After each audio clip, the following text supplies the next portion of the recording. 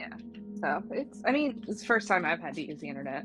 I've been not plugged in, if you will. So. What's up? How's the beach? Beautiful. I bet. So beautiful. I'll text you a few more pictures. It's so Yes. pretty. Where'd you guys go again? Well, kind of Panama general City, area. Panama City Beach. Nice, Yeah. nice. I actually was down there, not to Panama City. I went to Mexico Beach. It's like I don't know, like maybe an hour from there. No, probably not even that. Maybe 20 minutes or something. But a friend of Mm. mine from college, he had his family has a beach house, and so we went and hung out at Mexico Beach. It was fun. Nice. But Yep. we We went. just got a condo, so it's been nice. So. You get a good deal on the condo? Yeah, it was actually cheaper to come here than it was Tybee, and the condo's bigger. Wow. Yeah, so that's why we came here instead of Tybee, and I'm glad we did. It's weird though Yeah. because the water is warm. I'm not used to warm water. Well, So. then you do fun things like wave diving, like Yeah. I used to do them.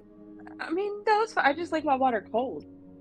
I'm from Southern California. I'm used to the Pacific, and then the few times we go to the Atlantic, it's cold. So warm water's weird. You know? Yeah, when I went to San Francisco, I didn't get into water, but the temperature was different. It was like in the morning time, it was cold. Like, and we went during like the summertime or something too. Yep. So it was like cold, like 50 degrees, like cold, and then it got like super hot during the middle of the day, and then once again the temperature just like felt like it plummeted like 10 or 15 degrees or something. But yeah. Yeah, it's because that's how it was out in San Diego where I lived because I was in the desert. So at night it gets super duper cold and it's nice. You don't have to run the AC. You can sleep with the windows open. I miss being able to do that. True. Here, you could do that. You'll just end up with mosquitoes, like It's creating a gross. city across your body. Yeah. Yeah, you know. Our weather's changed so much in Georgia over the years. Like, I remember, like, early 2000s? It was like a desert here. There were constant droughts. I don't know when you came to Georgia, Yes. but yeah. Yes. Yeah. I remember that too. I was like, what the? Yeah, Lake Lanier Yeah, was my like, whole life. yeah. Lake Lanier was at drought levels and stuff. Yup. You couldn't even boat most of it. And they would like fine you or something if you were running your sprinklers, but people did that shit anyway. Sprinklers would be on like in the middle of the night. But I guess maybe that's the best time to water. I don't know. But yeah, it was like dry here for like many years, and then now it's like a freaking swamp. Yay. Love that for us. All right, let's see who we got. Who? Oh, are we gonna have a full house? Nope. No, I don't see. Let me see here. Oh, do we need to poke Callie and Carl? Carl usually he's good about shutting up, but Colleen on the other hand, she just won't say anything. She should be gone. Let's see. I'll poke Kaylee. Yeah. I mean, I'll text her. You can poke her on Discord. You can just text her. Where you at? Where's my money? Brent said, Where's my money? "Where you at? Dog. Where's my money?"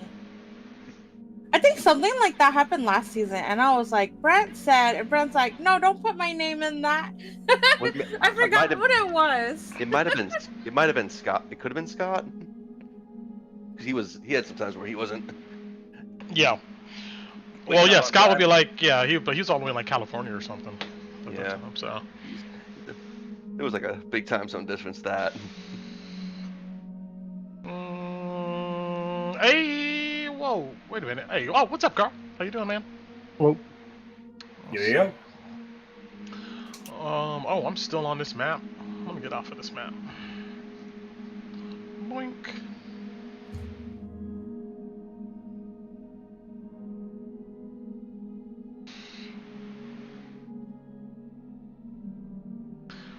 Oh, Do we need to figure out where Tor is with the two groups? Because I don't know. I thought we all relinked. Oh, okay. Yep, never mind. You're right. I forgot. I didn't watch the recap. So. I know. For shame. Whoa. Well, he's back in the sewer fighting the thing by himself, remember? Yeah, he's back in the sewer. He just left. He was like, I'm done with this. Actually, I got the whole city myself. I put it all on my back. Carry everyone to the finish line. Strength of Atlas over here.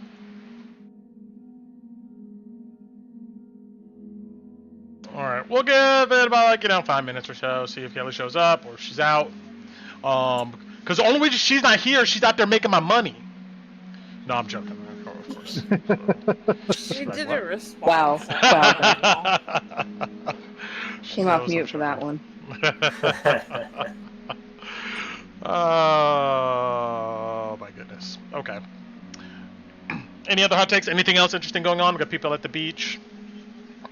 What's going on in your neck of the woods, Shane? Like, what's happening around It's a beautiful 73 degrees outside. It was raining 2 days ago.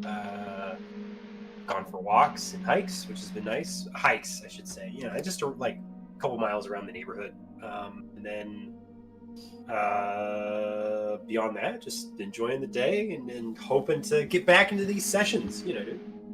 All casual stuff. Yeah. Oh, Kaylee said, I'm sorry. Oh my god, I'm stuck in traffic. She's still texting. Hold on. Oh my god. Okay. Don't press her. It's all good. I'm not. I said, oh no, drive safely. That's what I said. Yeah. Tell her to get into the carpool lane. That'll help. That's we're in Georgia. That won't help any. That won't change anything. Oh, Should have got a peach pass. No, I'm joking. I don't have a peach pass. Is that the equivalent of she said Dan's driving. I'll say Louis said get in the. Well, now she can. What is that thing called? HOV. Carpool. Yeah. Oh yeah. Here in Georgia, they got the lane where you like pay a monthly fee, and you pay whatever it is on the sign, and yeah, you get to use that lane. And then you get a little like thing you put in your car so that reads it. Exactly. And the cops flash your car, and if they don't find that, then they come pick you up. Mm-hmm. Yeah. Here in Minnesota too. I think what they do here is they like charge like some crazy fee per mile, and like issue a ticket. Well, and the cops don't even pull you over because there's cameras in those lanes. So it snaps a picture of the license plate, and I think it's 10 times the going rate. So if it's 12 cents to go the 3 miles, it'd be $1.20. And then if you're a repeated offender, it goes up exponentially. So really, there was a big court case about this here in Minnesota about cops kicking out cameras or using cameras instead of having real cops. People got into a big tiff about it. I don't know. I heard it got canned. Well, Georgia used to have red light, and those got canned, but the ones they were able to get passed was the school zone ones. Mm-hmm. And I'm actually kind of okay with it because where we live, people just don't care. They'll do 60 in a school zone and not think twice. And it's within city limits too. So like if you're within like the small city limits, they can have them too. It just can't be like any like county or state roads. Yeah. You know what I really hate? The ones they put on the school buses. Because I got ticketed because when the school so when I did research on this because I was fighting it in court. When you're on your bus driver and you pull over to the turning lane to stop to take the kids out, you're supposed to wait until all the traffic passes before you pull out the stop because that's how you're to make sure the kids are safe. So what these bus drivers in Gwinnett County are doing is they pull over and they stop right away. So the people who are still driving past the school bus, they still get ticketed. Yeah, I know what you're talking about. Yeah. The school bus driver was not following the rules, and I got a ticket for that. And I tried to fight it, but then like it was faster to just pay it because they were like, it's free money for the government. I mean, not government, but for Georgia. So yeah, so that's the only reason why I don't like it is because if the bus drivers aren't aren't held accountable for anything, but we still have to be accountable for what we're doing, even if it's against our own, like I'm already at the camera, I can't stop right there. Yeah, I know what you're talking about. I've seen them before where, they'll just pull over and immediately pop the sign without, like, checking to see if there's, like, maybe a couple cars that's about to go by or something like that. And, like, so. But, yeah. Yeah, I did research on that. I was so mad. I was like, you're supposed to stop and wait until there's no incoming traffic and then pull your stop sign. They got you. Waiting for no incoming traffic in Gwinnett. Yeah. Like, you won't be there No, but forever. it was on what's that street? It's is it Jim? It's not Jimmy Carter. There's a street that you're coming on, and there's apartments, and there's a stoplight at every apartment that you turn into. So there would have been no cars because there would have been a red light. Like it just had to wait. Unless like somebody 2 ran seconds. it like they like to. Yeah. I'm just giving you So a hard time. and I got a ticket there, and that's why I was like super salty about it. Hey, I remember one time I got mailed a thing for like going through like when 400 had the toll gates. It's like, yeah, you ran this toll, and it's like I called them up. It's like, read your piece of paper, please, to me. It's like, okay, and like, okay, now look at the photo. The photo shows a green Honda. Look at it. It says, if you look below that, it says I drive a red RAV4 Toyota. Yo, I used to when I moved to this apartment. Sometimes you get the last person's mail for a while, and then it just like disappears. Like I still get this Joker's. It's been years. I've gotten this guy's red light camera tickets. I've gotten this guy's court orders. Man. Every time I see this guy's mail, I'm like, "Oh, you're really going through it out there, bro. You got the there's court summons." I've had my place I'm gonna have my place for up to maybe 6 years, starting in October. I'm still getting mail from like the last 1 or 2 people that used to live in the apartment I live in. Jeez. We had a sheriff show up looking for the person who owned the house before we did. Oh my goodness. Oops. Brent, I've had my current cell phone number for about probably 5 years now. I'm still getting calls from the previous 3 owners that have my number. So, if somebody's handing out your number to people, like it's a dead end number. Like here's a random number. I hand out my old phone number to like spam. It's so bad. I shouldn't do that, but hey, I once Googled my cell phone number, and my name is not associated with my cell number at all. Mine either. They won't even fix my caller ID. It always pulls up as Erica Dixon. And I'm like, fine, fuck it. Whatever. I'll keep it. All right. On that note, let's go ahead and get back into our heroes or maybe our survivors. I don't know what to call you guys. You guys are trapped in the dilapidated tenement houses of Drakkenheim after a suspicious earthquake. Who wants to go ahead and go down through a recap for some inspiration? Who wants to give it a shot? Or I could do it. Nah, I got it. All right. Sure. Okay. I had my notes. I would have done it for you, bud. Sorry. It's okay. Round of applause, but we're missing that hand. We had to kill it, and I'm so mad. Anyways. We return to the party in the overflow chamber within the sewers, and free lunch and the party gather together with Louis and Dawn having a bit of a discussion and a bit of sticky-fingered hands on Lou's part, while the rest of the party waits for the water to clear so that way they can make their way over to the piles of treasure that we find that the Ratmen had collected. We begin arguing with them about the split, and initially, John Laro, the leader of Free Lunch, suggests an 80-20 split, which we were a little peeved about, understandably, in my opinion. And for the finder's fee, the party agrees and manages to negotiate with Dawn and the rest of Free Lunch a 60-40 split. Party getting 40, Free Lunch getting 60. We agree on that to, I think, the chagrin of a couple members of Free Lunch, including Anne, I think is her name, the ranger lady. She was pretty mad at Dawn for giving into our demands. Which, True. Yeah, whatever, it's fine. And we make our way out, during which Ron and Laotian have a discussion about Dobie, you might have to help me out on this one. I think you discussed about the crater and going there. Is that right? They wanted to talk later. Oh, yeah, right. we're gonna have a talk the following day. Is the ideal. Meet him up at the Hendrix Farm. Yeah. Yeah. Okay.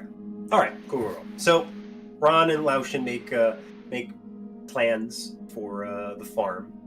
And just as we're exiting the sewer and getting ready to make our way out of Drakkenheim, tremors begin sounding from the bedrock of the streets as the party feels the rumble of an on-approaching terror known as the Worm, I think is what Don Lero and the others call it. Yes. Don Lero, it was the Hooded Lantern folks that they seemed to, yes. Right. But yeah, when asked, well, at least when Don seemed to hear about it, he seemed to have no experience with it or thought of it as a rumor. Right, and we make good on those rumors as we start sprinting and quickly traversing the alleyways and small places of Drakkenheim until we are finally greeted as we're attempting to escape these tremors with a cloud of haze taller than the tallest buildings in Drakkenheim. And in about a round or two, the party is split, I think into three groups, because Free Lunch split into two, and then our party split into two, with one of the groups sharing members from both parties. And one party had Ron, Alice, Don Lero, and Laotian, and the other group had Anne and the rest of Free Lunch, like Gust, and the other party was Louis, Kalina, Tinu, and Kolabati. And we start barricading ourselves in these burned down, or I should say abandoned buildings, using whatever materials we have inside to stop the haze from leaking into the confines of the room and burning our lungs, as a few members of the party managed to get a lungful before making their way inside, to no permanent damage, thankfully, due to some lucky con saves.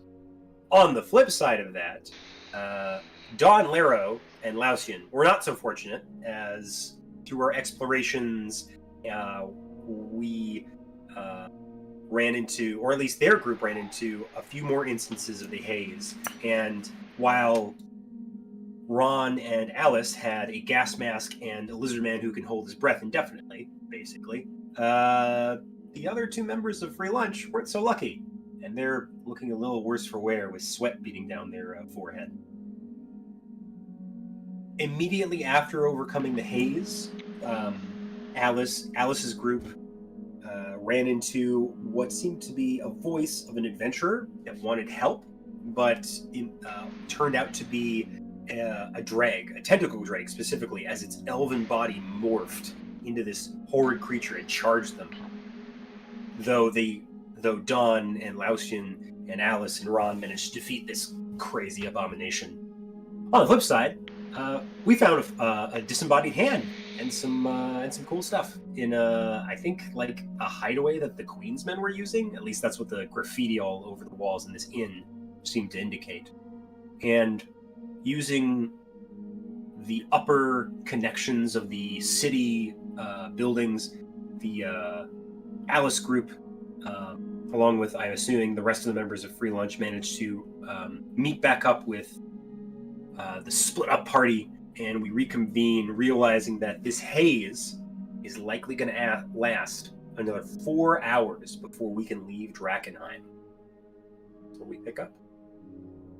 Yes! Thank you very much, Shane, aka Louie. Okay, so this session, I expect the first half of it being, I guess you see how you guys are going to get out of here. At least some of you will make it. And let me put good old Torin on our Free map lunch here. is gonna die, and we're gonna get all the loot. I mean, Don is not looking like he's gonna make it out of here. Just saying. Where is... No, this is just some weird sadistic thing I have where I kill the whole party and then I play with the NPCs by myself.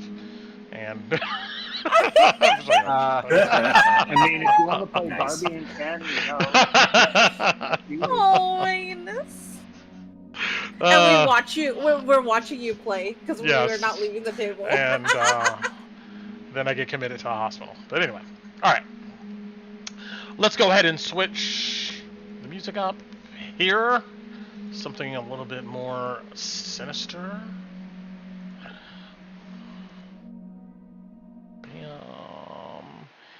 Let's go with...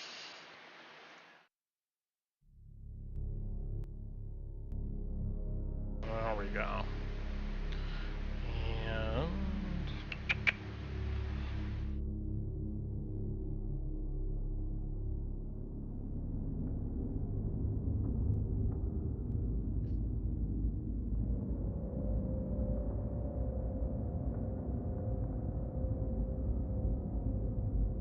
All right.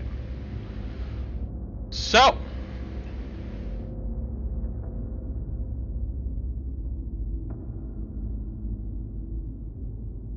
here we are. So our party, after dig-dugging through some of these floors here as quick as they could, all linked back up into this small, cramped space here. The place with the graffiti on the south eastern part of this space, and all the bolts and arrows and stuff in the wall, and of course now the small cage that had the hand on it. The cage is on the floor, and so is the hand. Big hole in its palm. Some of you guys look through some of the rooms here, but now that all of you are together, you're kind of collecting your thoughts maybe and gathering yourselves for whatever it is you guys need to do in order to survive. Yes, you look out the windows, you see the swirl of this purplish haze that's kind of hypnotic. You hear groans and wind and cracks and whatnot moving all throughout this building and even outside of the building on the streets. Roll me a group perception really quick.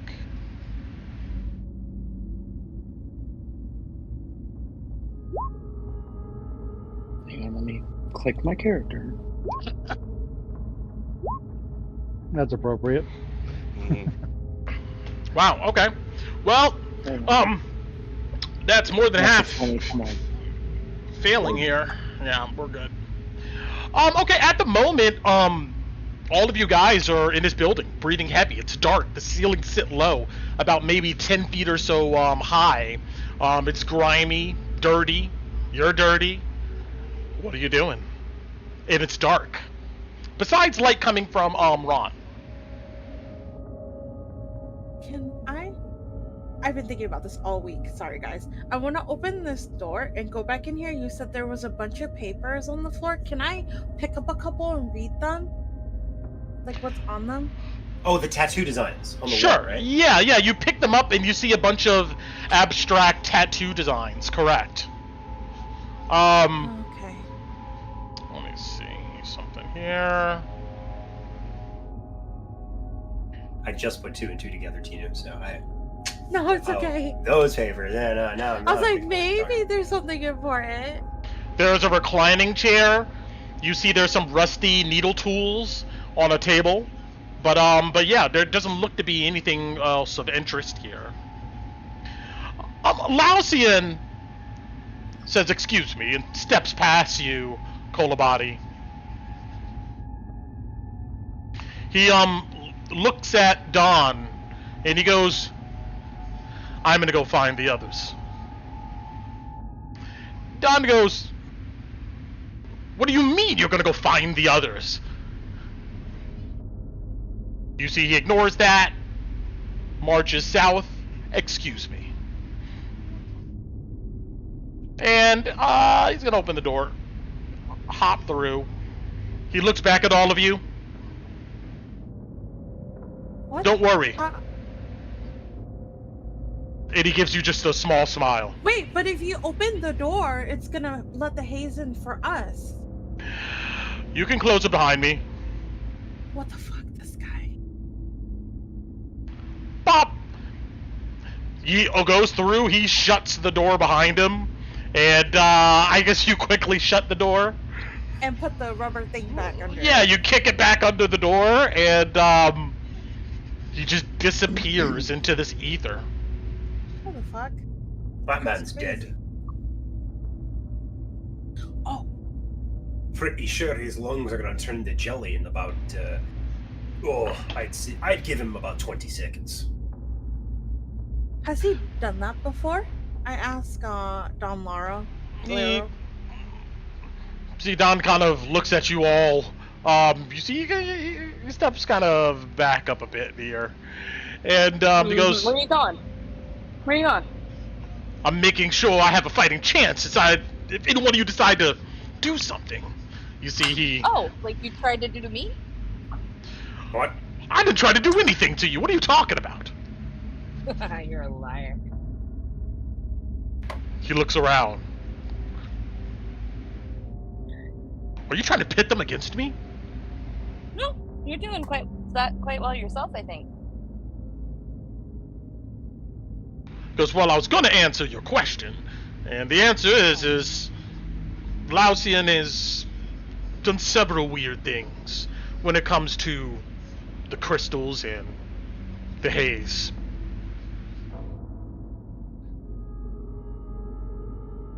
So he's not just walking out to his death like a madman?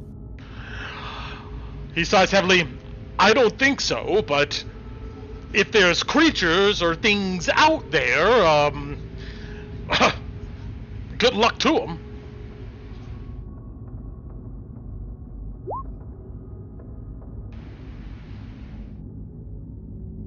Can I insight check him? Sure. Something seems off with this. Yeah. 17.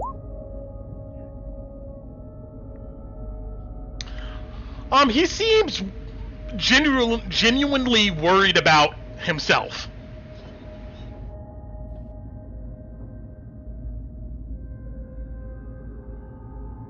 Well, Ron's just gonna look. Sorry. You go, Ron. I was just gonna look at him and ask why. What are you nervous about? I gave you good faith fragment that have decent gold value that we would collect later. Why are you so nervous now? He goes, "Well, I don't have any of my allies with me, and I know how things go around here." And you see that he looks at Alice. "She wants to kill me, I can tell." "Oh, no. I said if you jumped on me again, tried to take my gas mask off of me, you were gonna get a short sword in your belly, remember?" He looks at all of you. "She wants to kill me." Did you try to steal her gas mask from her in the middle of the haze? I panicked, okay? Insight check.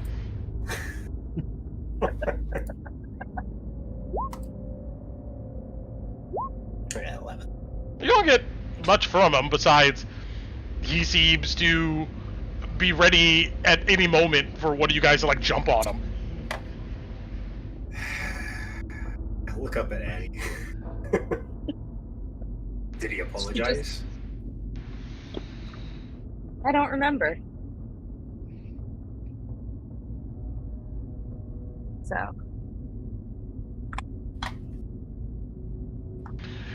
You guys suddenly hear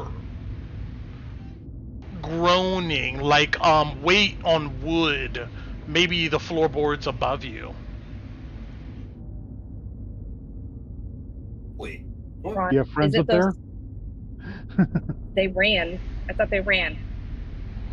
Did they come back with friends? You see, he's looking up, he goes, I don't know.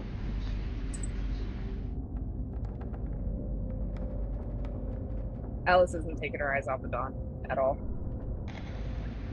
Well, are they going to let the haze in through the hole in the ceiling?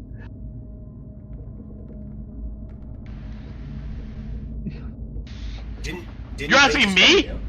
I don't know who's up there. It could be those creatures we saw up there, for all I know. Well, at the moment, we're at the very bottom of these buildings. And I thought we were... Do we need to go higher to see if we can get above the haze? Sure. You see, he goes, yes, the haze sits low. We should definitely try to work our way up. Or There's maybe even down. Yeah. So we need to go back up the hole. Well, I was hoping we could find some stairs, but you didn't see any up there. There's stairs. There's stairs right up there. There's those stairs, and then there was another set of stairs that I was looking into where I heard your gunshot. Ah, well, let's head for those then. I don't need to be putting holes in a building that's keeping out all this toxic gas.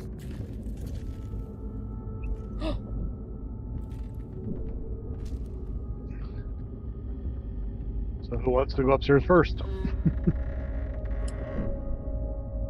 Ron volunteers, fine. Give me a boost up. Alright, I'll give me 1 second here.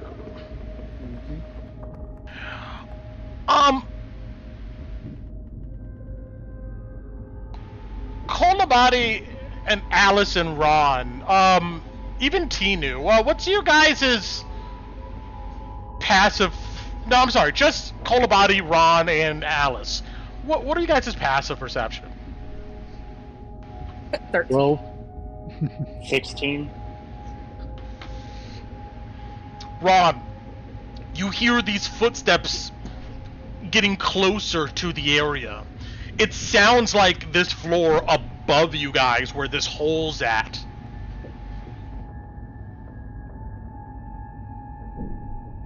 Where's the hole over near Kalina? So if you look on our map here, this kind of like looks like a shit stain, but this. Right here.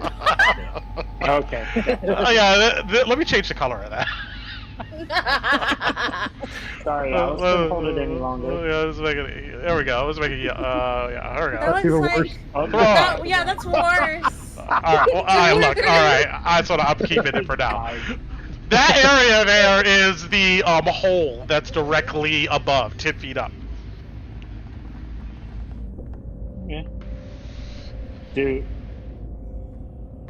I guess, can I roll a survival to see if the footsteps sound like the creatures? Or, I don't know. You know something humanoid is right up there. Can I guess how many there were? Sure. Roll me a perception.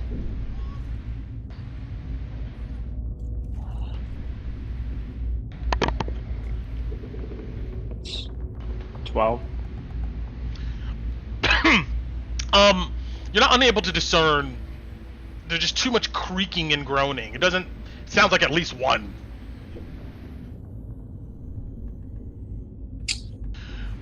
All of you, let's go in initial order here. We're gonna keep.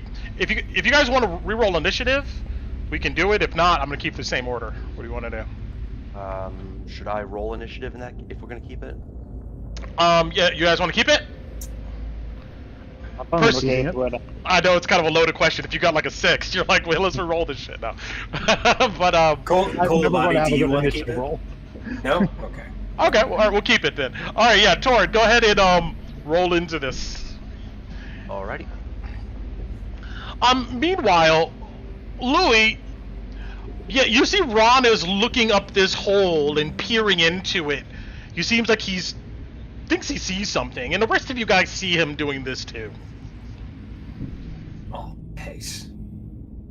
I'm gonna cycle up to Ron. What is it? I don't know, but here in a moment, I'm about to throw some fire up there to see if it can. I don't think we're gonna burn the place down. You just a teeny bit of fire. See the edge of this guy's boots come to like the lip of this hole.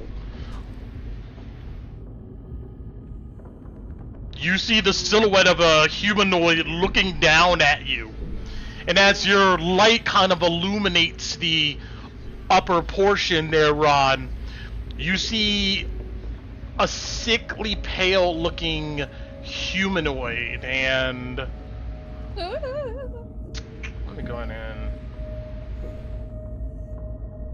zoom out here. There we go. Lots of notes here. You see that it looks like this guy is naked, and you note that embedded in his chest looks to be a delirium fragment. You see crystal scaling seems to have grown from this fragment in its chest and spread out over its body, preserving it somewhat. But nevertheless, its skin is still just kind of a husk of like necrotic tissues. And with that, I'm gonna put this on initiative here. Yep. I'm gonna put him right here. He's technically standing. Actually, I'll change his color for as long as he's up there. We're gonna make him blue. And there we go. He's technically standing in the position of where Alice's token is, just looking down at you guys. And let's hit him with some initiative.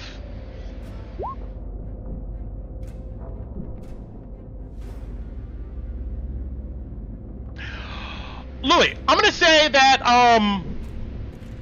you can still move. You moved up closer. We'll say extended narrative. You've seen this. Do you want to do anything? I see that thing, I'm gonna shoot at it. Alright. I think also Ron wanted to huck fire at it. Got it. Both of you guys could go ahead and roll that attack. Oh, are you alone, Mr. Weird Creepy Stalker Man? Is there anyone within 5 feet of you up there? I would say it doesn't qualify for this right here. So wait, does that mean I have advantage or I don't have advantage? You do not have advantage. Okay. But it's because you can't tell if he's alone or not. Alright.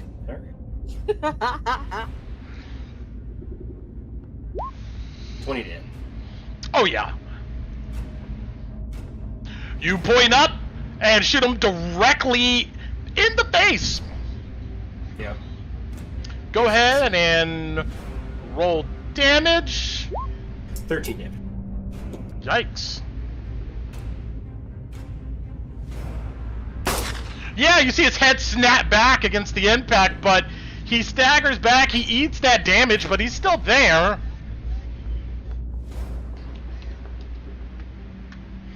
He just looks down at you, face expressionless, mouth partially open. We're gonna go ahead and have to Ron for this readied action. So, well, the only point of throwing the firebolt was to try to, or the flame, sorry, the produce flame would just be to be able to see what was up there. But do you still do that? I mean, if he's coming into view where I can see him, then probably not. I would do something else. Okay. But so it was more just to give us a light up of what might be up there. But when he didn't reply when Lowy spoke, did he? No. He just looked at you, this naked body with this crystal scaling radiating out from an embedded crystal in its chest. And it's butt naked, looking down at you. No response.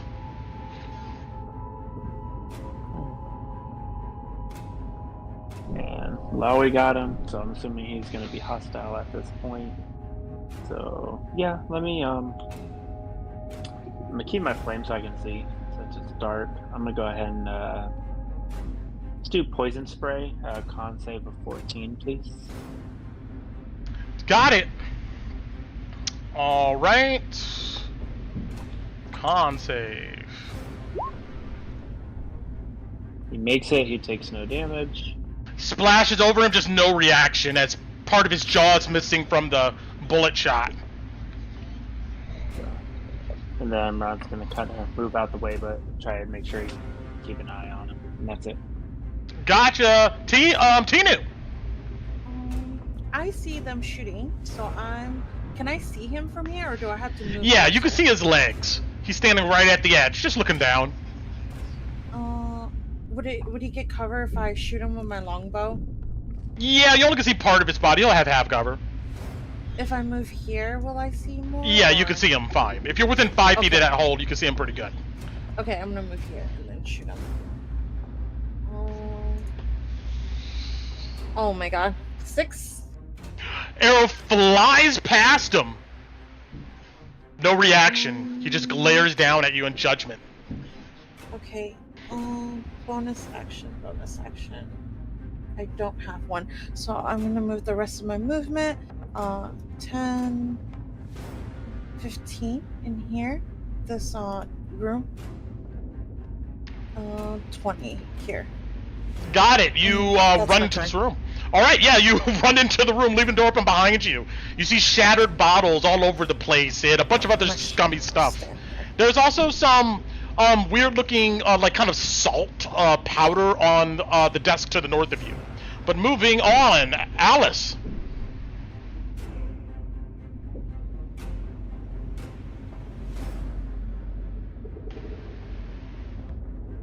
Alice?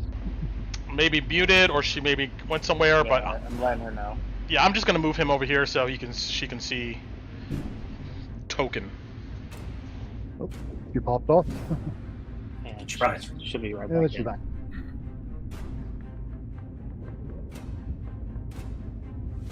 No, we still can't hear you, baby. Here, I'll let her use mine for her round.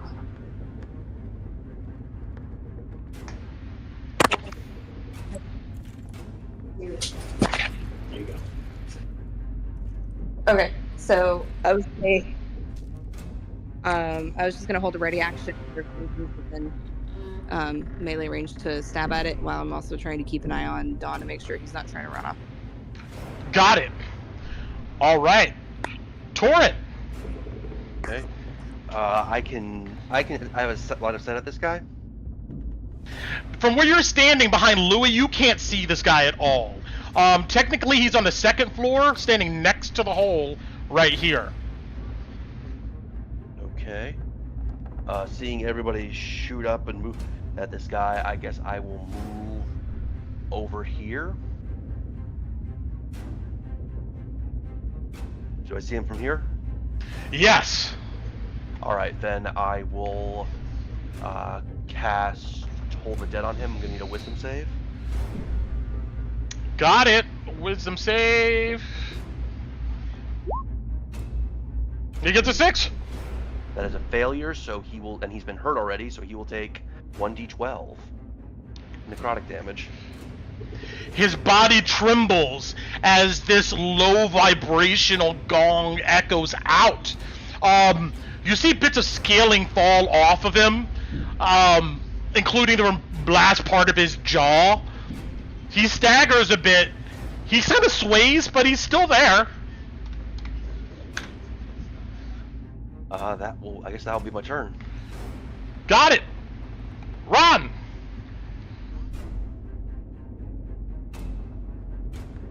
I already went. Do I get another one? Okay, we'll take. I was going to give you that redder action before to do this fang, but you didn't do it. So we'll go ahead and say that. Yeah, you already took your turn. You see that? Yeah, Don, Alice, you know he opens a door and he goes in this room, and he slams it behind him.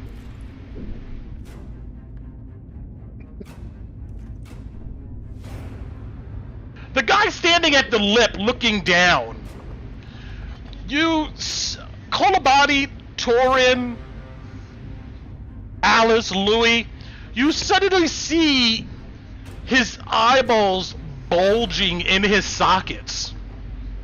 Then they both fall out, dangling on his face by the large optical vein. And sliding out from the holes, you see these black tentacles. They slither down the hole rapid fast, wrapping around each other in a corkscrew that kind of make a spear shape, and it's gonna try to attack at Kolabadi standing there. Oops. Roll that one first. Does a 19 hit? Yeah. You'll take 3 points of piercing damage. You then see another person emerge at the other side of this hole.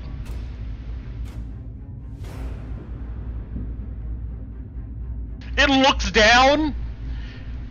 It points at you guys.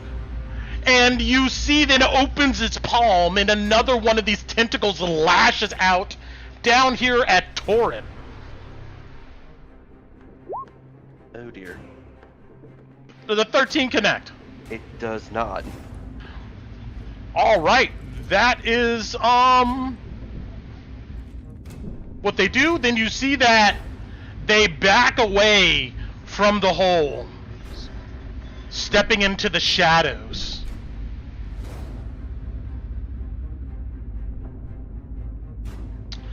Anything else? That's it for them.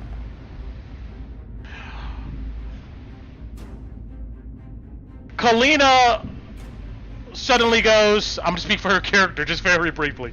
Guys, that's all she says. You turn in her direction, and you suddenly hear vibrations, bangings on the windows.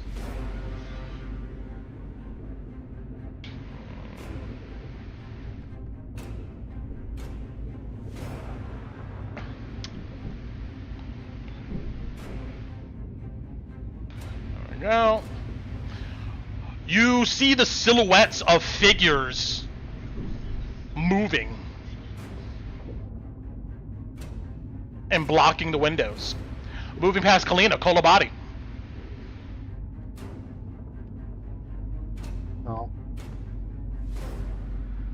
All about is like saying, I think we're out of time. We got to go. We need to get up now. So.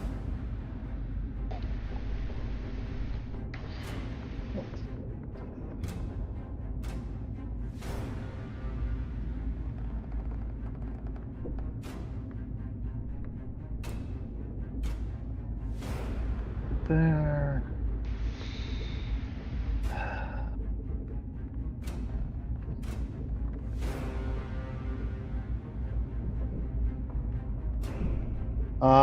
Well.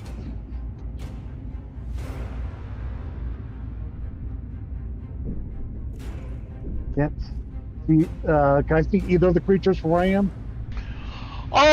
From your position looking up at that hole, I will say you could barely see the one to the east of Alice's token here, like 3/4 cover. But yeah, you see a silhouette moving there.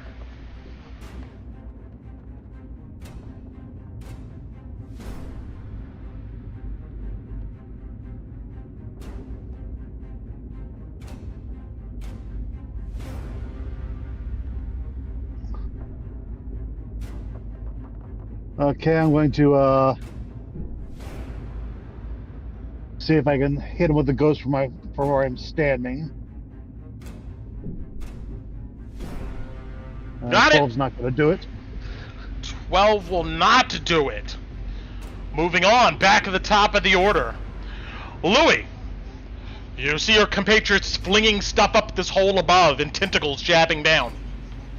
Oh, damn it. Honey, which way to the stairs? This way? And he points to the door behind him. I don't know. They were just a room right up there. Crap. I'm remembering that right, Brent? Because we found a room. We came in from the Yes. outside door into a small room, and the stairs went up. Nothing. There was no other connections. Yes, correct. Okay. All right. Answer still stands. And I'm gonna open. We found this stairs door. up but no stairs down.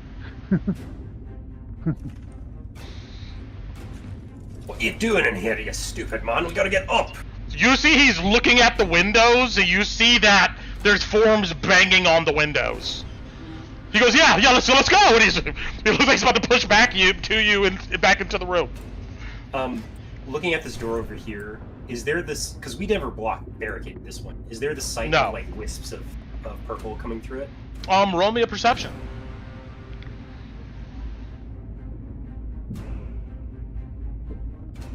$19. No, you don't see any. Like that way. Is that another hole? So, you glance around this room. Yeah, you see that, the door in the east wall of this building leads into a small anteroom, maybe. And... I'm sorry, on at least the northwest wall of this room. This apartment here is fairly large. Above an old bed is a mounted shield that has the Von Kessel coat of arms on it. On the east wall is a barren shelf. All of its contents spilled out across the floor from the previous looters looking for goods. Mounted on the north wall above the table is a pole arm with red, green, and gold flags draping from them. On the ceiling is a hole leading to an upper story. But you note that there is haze floating up there. Although not super thick, it's up there. You fucking kidding me?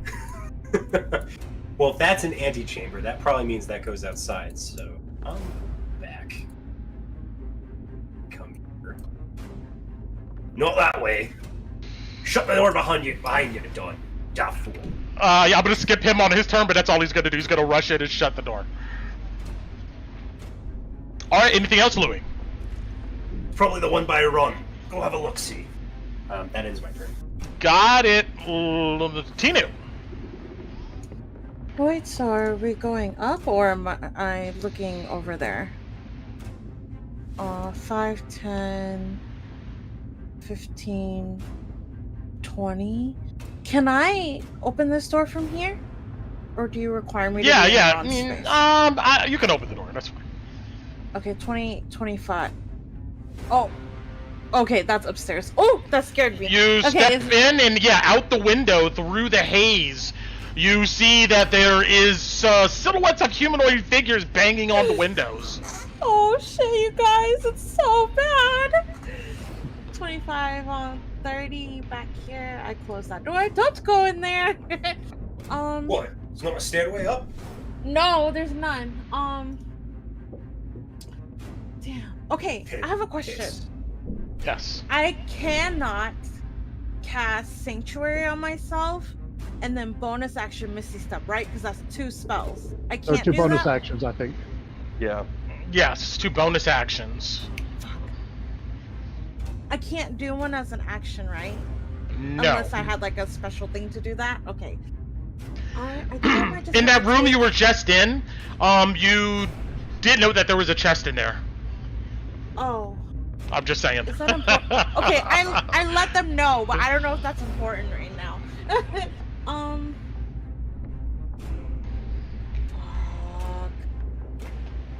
Fuck. What is my spoon? My spoon is an action, right? Bonus. Oh, fuck my life. I was gonna Misty Step up there. That's Can I climb up ideas. this? Can I climb up this hole by myself? It's only 10 feet up, so I would say, what's your strength score? 8. You will need an athletics check, but yeah, you could try to jump up and grab the hole as part of your movement. Okay. Oh no, I don't have any more movement, so it would be action dash to do it. Yeah, you have to dash to do it. Fuck. Okay, yeah, I'm gonna do that. I'm gonna try to jump up into this damn hole with no strength. Athletics. Got it. Hopefully I don't fall on my ass. 10. You jump to grab the lip, your fingers slip, and you fall and land on your back on the ground. You don't take any damage, though. Okay, fuck my life. That's my turn then. What a waste of a damn turn. Yeah, you see Tina run around frantically, opening doors, slamming them, and then tries to jump up the hole. 21 for Alice. You're next, yes. I do tell you guys there's a chest in that room where Ron is standing. Well, why don't I go deal with that while you long ranges get our pathway up clear? And I will, it was, oh, gosh, come on. It was this room, right? Yes. Okay, that one, okay. That would have been 10, 5, so I would have gone this way then. Right? Okay, yes. 10, 15. Excuse me, Rod. Excuse me. Which, yeah. Alright. It won't let me open the door, Brent. Okay, I'm sorry. It might be my lag. And I can... Whoop. Oh, there's something in here?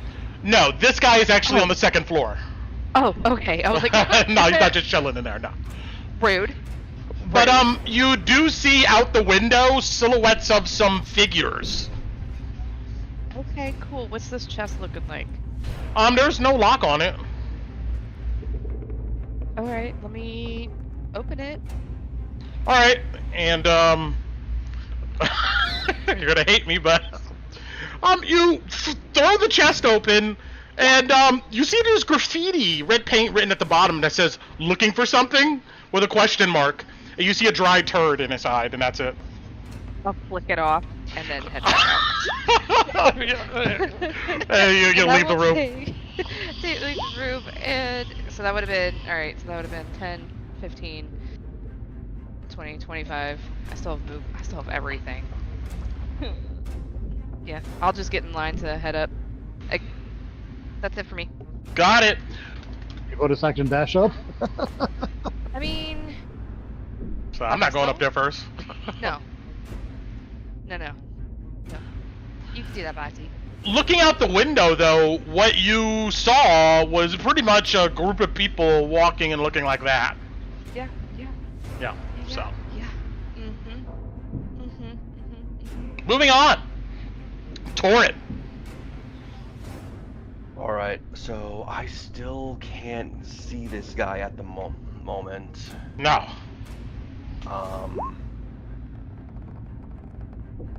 And then we end. I'm gonna go over. Do we know where the doors these things can come in are right now? You quickly do a sweep of the room. You don't see any doors leading outside, but you do hear some banging on some windows. Jeez. Again, I wasn't entirely here last session. Do we know where the stairs to the second floor is? No, and from the looks of it, we're gonna have to go through the whole lot. All right. I think because that thing's up there, I'm gonna for the moment hold my action for another Toll the Dead. If it comes to try to attack us, I will then let my spell out so I can try to hit it as it tries to hit us. Got it, Ron.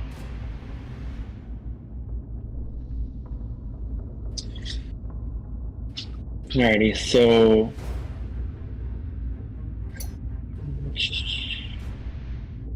poison spray didn't seem to do anything.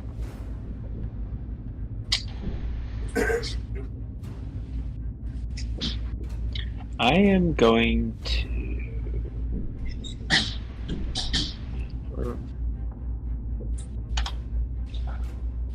I'm gonna walk up to Tina real quick and put my hand on my shoulder and cast guidance.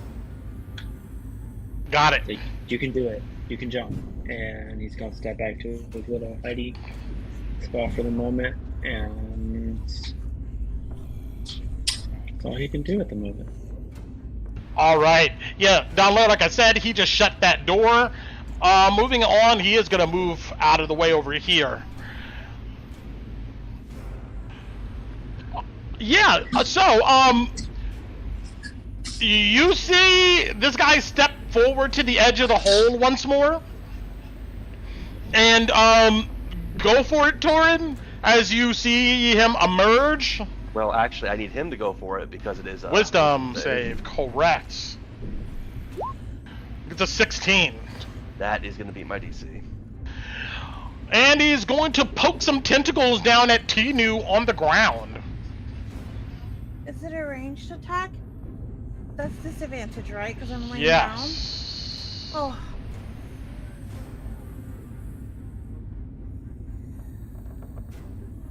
There should be a ranged melee attack, but anyway.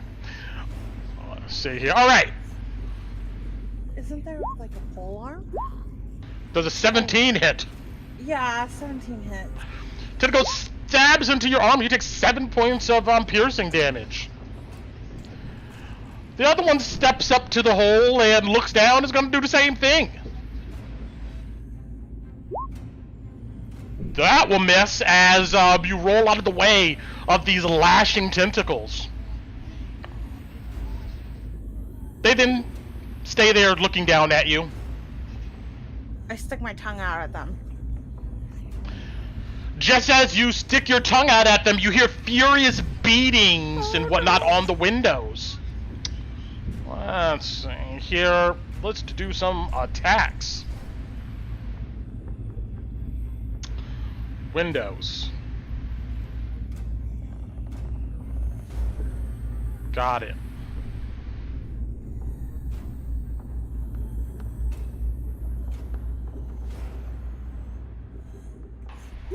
One. Oh, we gotta get out. We gotta get out. Come on, Tino. Yeah, this room is about to be turned into a giant bad time. I should have casted my stupid bonus action last round, so I would have 2 bonus actions this round. I mean, coming into this round. I don't know what I was thinking. It's alright. Hindsight and all that. You got this. We'll get you up there sometime. 20. 20 and 1, a 2, and a 3. All right. To the north, beyond the door that Louis and Don just came out, you guys hear the shattering of glass echo outward. All around. Kaboom, kaboom, kaboom.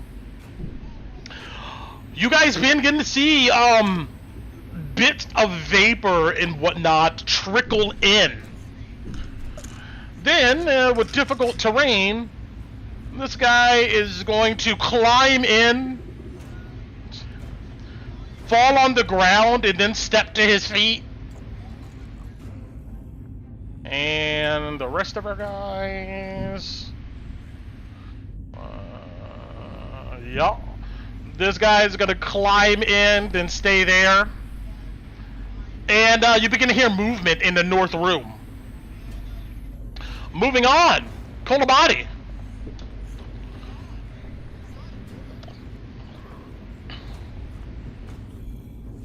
Oh, Carl, if you're talking She's to going the to kid. say, There you go. well, to say we don't have time for this. I'm going to look up at the hole, and they're going to see me disappear in a puff of shadow, and I'm going upstairs. Got it. You land at the edge of the hole. Yep. I'm going to put you in a different room. And I'm now going to put this guy where he's at right there. This guy where he's at is right here. You see both of these dudes take their attention off of you as in a puff of black smoke you appear upstairs in this small cramped room, Kolabadi. You take a look around.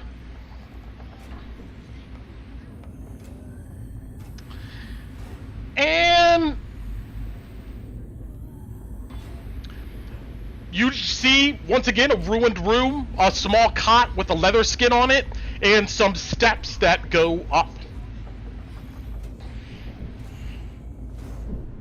No, the one that's... I'm guessing this is the one that's been taking all the damage. Yeah, you see he has no jaw. And tentacles is where his eyes were. Well, I'm going to shriek, and my hand is just going to slash across his face here. You can act! 17 to hit. Primal savagery. He's going to take 5 acid damage to the face. Yeah, you claw and your fingernails like burn, like singe into his skin as you like rip off a huge segment of his upper cheek area. The acid spreads across its jaw, sarcophagus, burning it, and it crumples to the ground.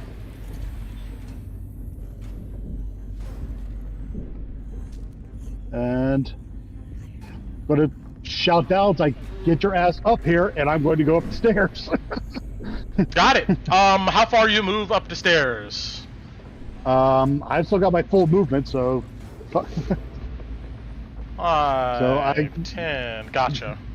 I'll move you to the other map. 10.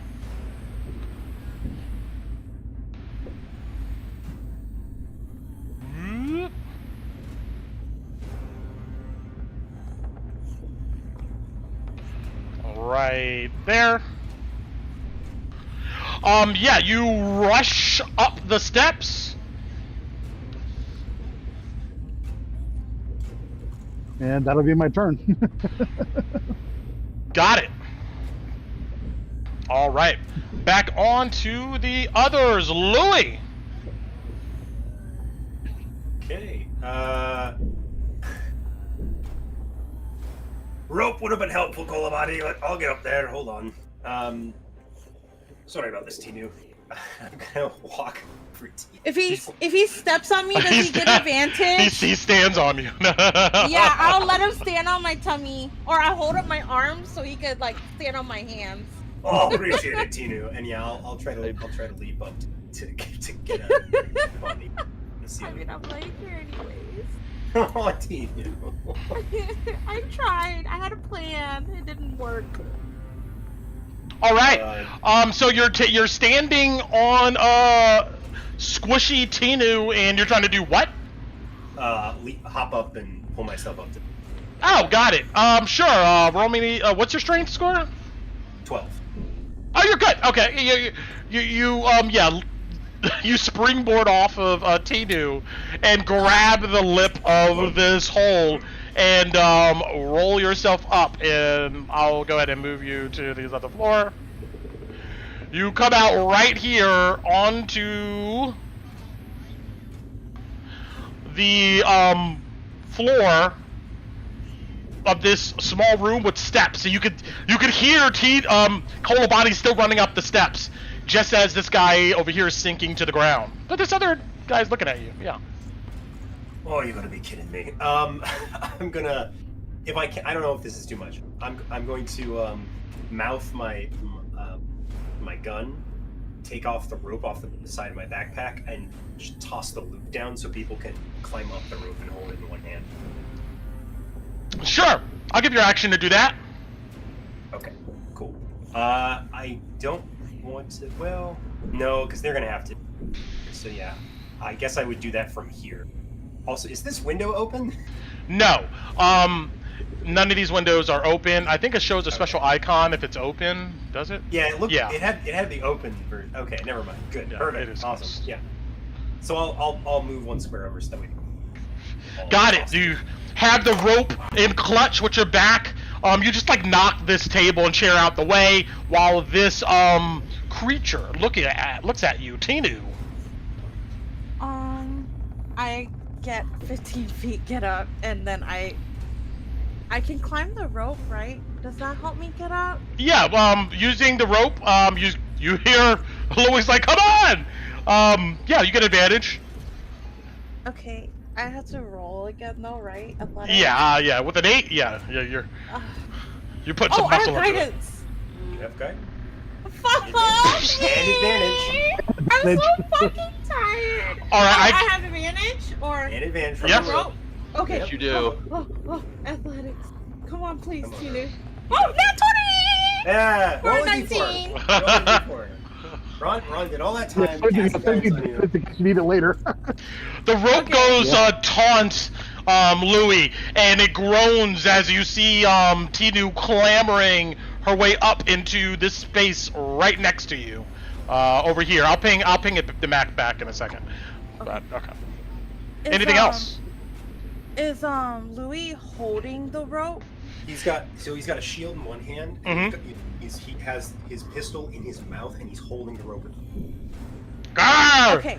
So since he's holding the rope for everybody, I'm gonna pull out that mirror from the vampire, and I'm gonna hold it in front of me. Oh, I didn't put words for this yet, and I'm gonna cast Sanctuary.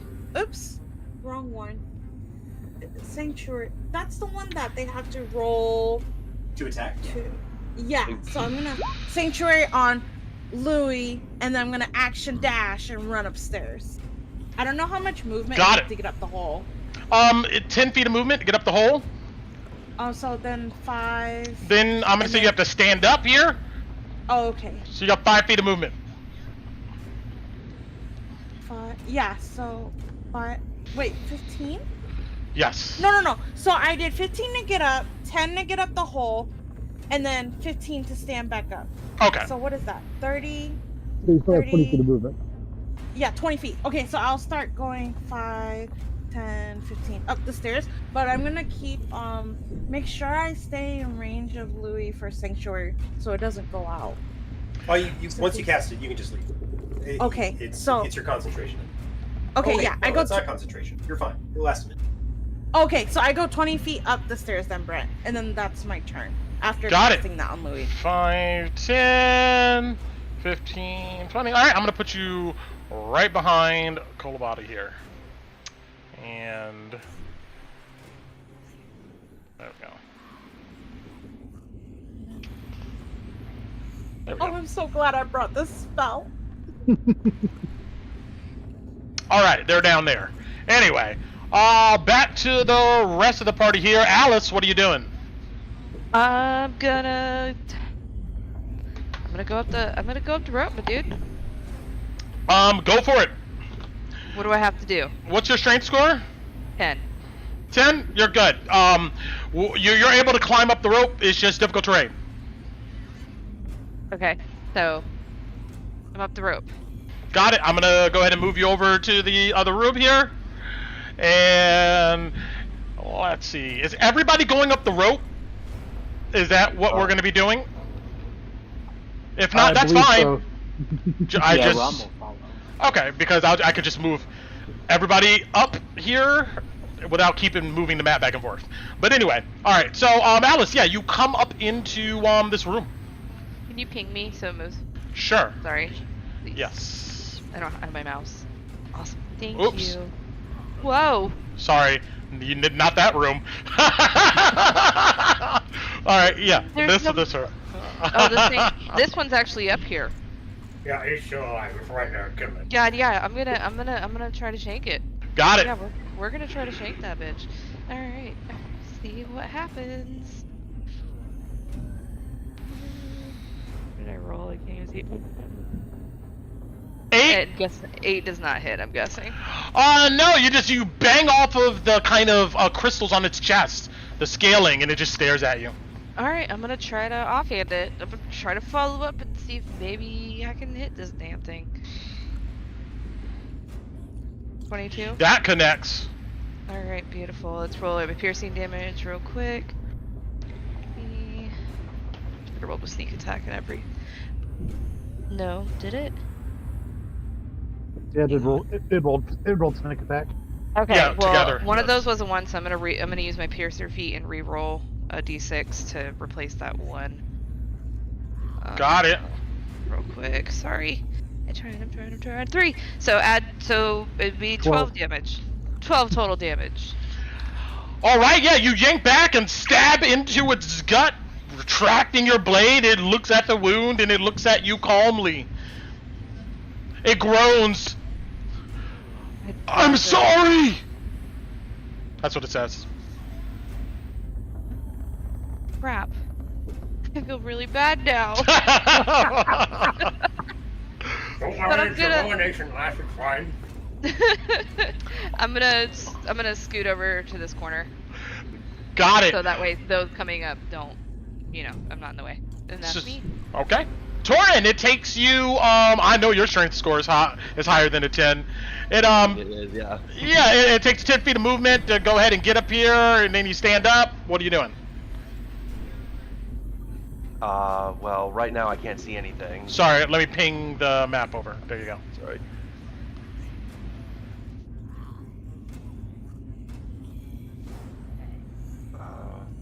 It is still a black screen for me. What? Right. Do you have night vision? I do he not. does not. Oh, well that's why. Did you take out a source of light? I imagine so.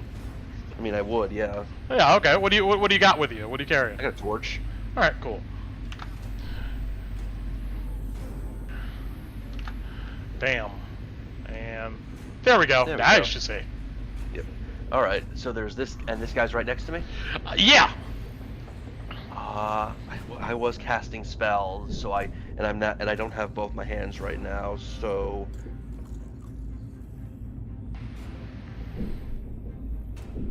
I think I probably would be casting another Toll the Dead. Got it. Because I don't have my hammer out.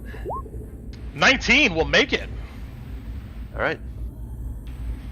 All right, and Ron, you'll go ahead and make it up the hole too. I'm gonna go ahead and put you right here. Yes. Oh, hello.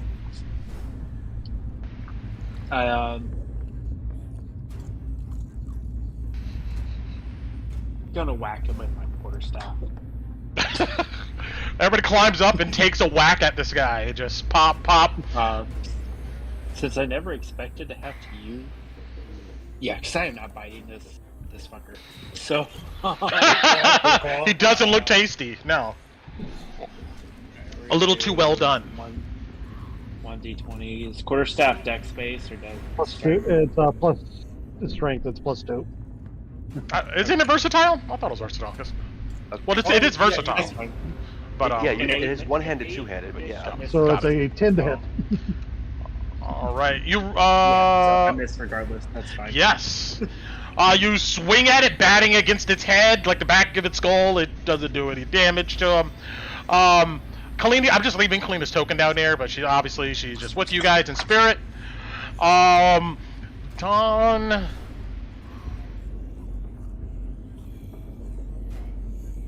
Looks up at you guys.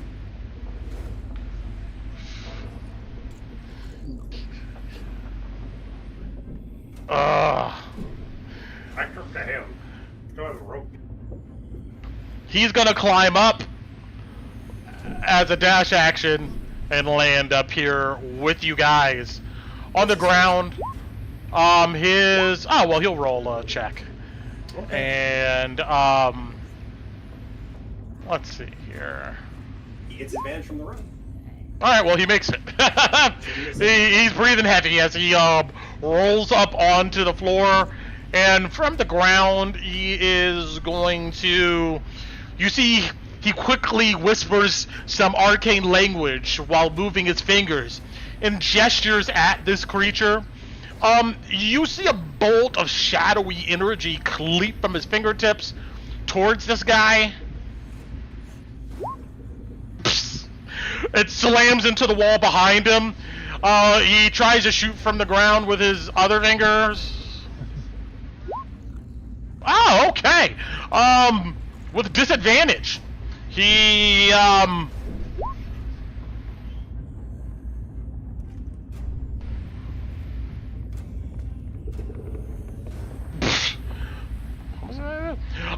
he blows a massive hole in this guy's chest, and he slides to the ground. Hey. Look at you being useful. You see he clambers to the wall. up the wall, and he goes. You just, you know what? He just adjusts his jacket. Like, there we go. He pulls his jacket close to him. And all right. Just wait, bud. You'll freak out again soon. Alrighty. With that being said,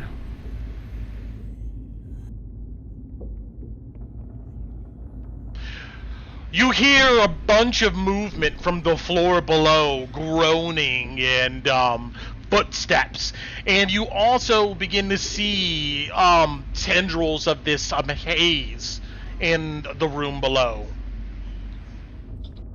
I'm assuming Kalina immediately follows up after. Yeah. Yeah, I'm not moving her token around, but yeah, she would be by the hole helping it. Anyone trying to still get up? A little extra effort.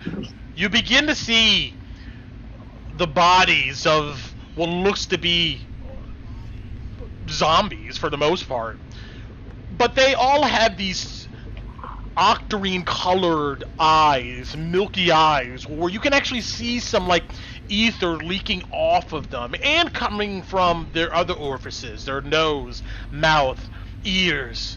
You see they all stumble and congregate at the hole, and they all look at you with their beady eyes, but it doesn't seem like they want to or have the knowledge to climb up.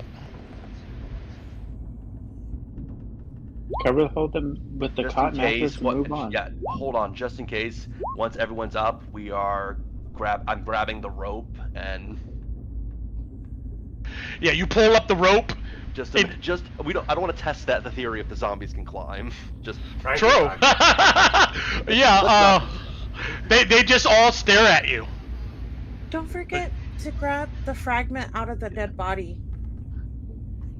There was a fragment in there, right? True. Do you grab it? Let's get the proper materials, but yeah. Alright. You put on some gloves and you put your hand on like the upper chest, and there is this like, sick tissue cracking kind of noise. Yeah, as you pull it out, and it has this kind of iridescent oil slick kind of liquid at the end of it. It's not even blood. You do the same to the other one. You have two. These are delirium fragments. The other ones you collected from the window seal. Those were chips, not fragments, by the way. Okay. Yeah. She told me so. They look at you. You look at them. You see, yes. Can I ask a quick question? Mm-hmm. So we saw chips earlier, right? So we've seen, at this point, we've seen delirium. The ones that were in these guys' chest, is there anything that would look off or different compared to the ones we've already collected? Interesting insight. You look at them and you note that there seems to be some type of aura or glow that's quite intense inside of these crystals. The two that was in these bodies. And that's different from the other delirium fragments that you've collected thus far, and the chips. Okay. I will. So yeah, take a note of that as we do the extraction process. Noted. Okay. As you guys look at these dudes below, I'm gonna get back to Kolabadi and Tinu in 1 second. I'll roll a group insight. Everybody who's down on this floor, Louis, Torin, Ron, Alice, you guys roll me an insight. I just need 2 or more successes. I'm paying attention to Dawn. I'm just staring at the crystal that Torin. That's the best insight I've got in the whole game. You note that the haze is becoming more potent below, but it hasn't filled up the room, giving you an idea that, like, depending on the space, this stuff moves kind of slow. It's not like water or something, like, you know, you bust a hole and like it just fills up immediately. Just pointing that out. I still want to cover the hole with the cot or the mattress on the cot or whatever, and got it. Before we head up. Yeah, you flip over this cot next to you, you put it on, and then you look around, you find another like crate in the corner, you put it on top, and you guys are getting ready to go upstairs. Before you do, though, let me get to Tinu and Kolabadi really quick. While you hear your compatriots scurrying to get up this hole and rope, Kolabadi, you peer out into what looks like maybe a short hallway. So you see a curved hall that runs from the north to the south and dead ends at an arched doorway, which is immediately to your token south here. You see that just around this arched doorway, it looks like there's steps that go up. There are several doors in the curved hallway that go northward. Okay, well. Oh. Step out here and.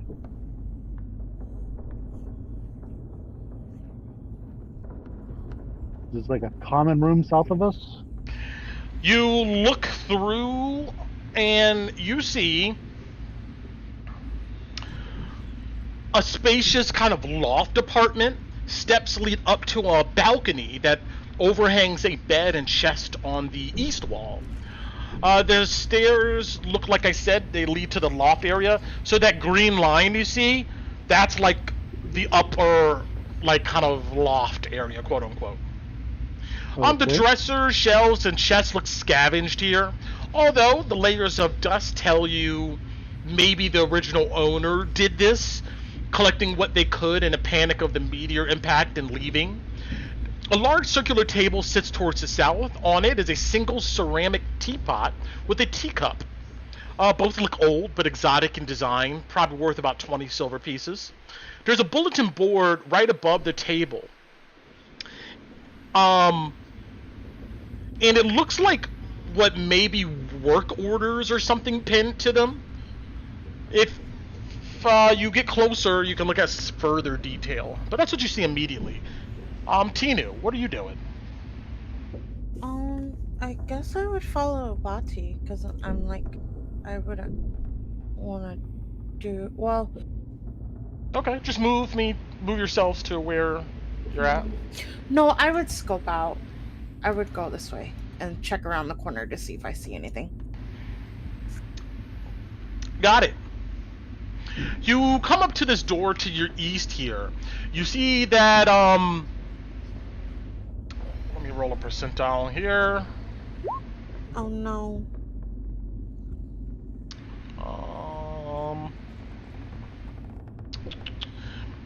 That could be really good or really bad. It seems unlocked. And that's what you immediately see. To the north of you, there's another door. This door here, you see that it says, there's a metal placard on it that says office in big all caps letters. Oh, can I do a listen at the door to see if I hear anything on the other side? Sure. Oh wait, this one says office or this one? Yes, this one. Okay. Wait, which one? I didn't see you ping. Okay, I'm gonna listen to the office one. Roll me a perception. Perception. Oh, nat 20 for 24.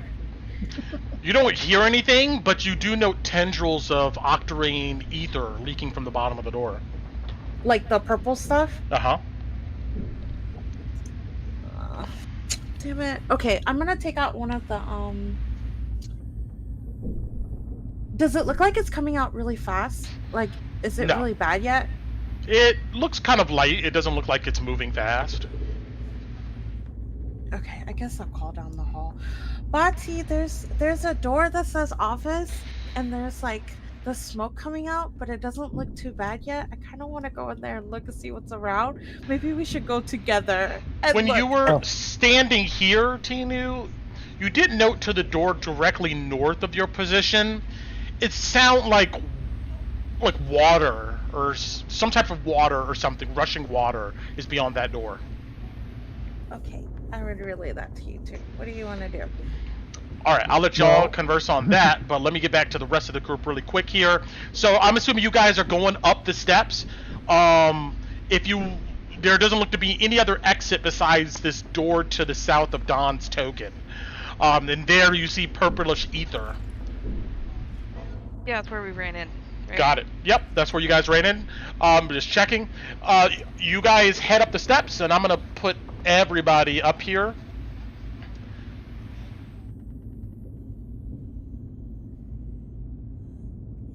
And I'll ping where you're at in a second. Just give me a sec. There we go.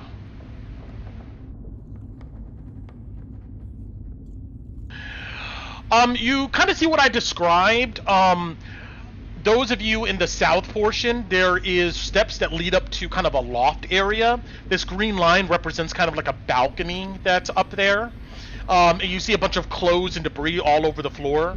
There's a chest, there's this table, and a bulletin board with some sheets towards the south here, where Don's token is at. To the north here, Alice, you would see this winding hall, and I guess Tinu would alert all of you that there is another door further north down the hall, and there seems to be some of this haze coming through it. Yeah, and upstairs there was at least 2 more doors. That's where I was. I was at the top of these stairs when I heard the gunshot. So, am I remembering that correctly, Brent? There was at least 2 doors up there? You mean up the steps? Mm-hmm.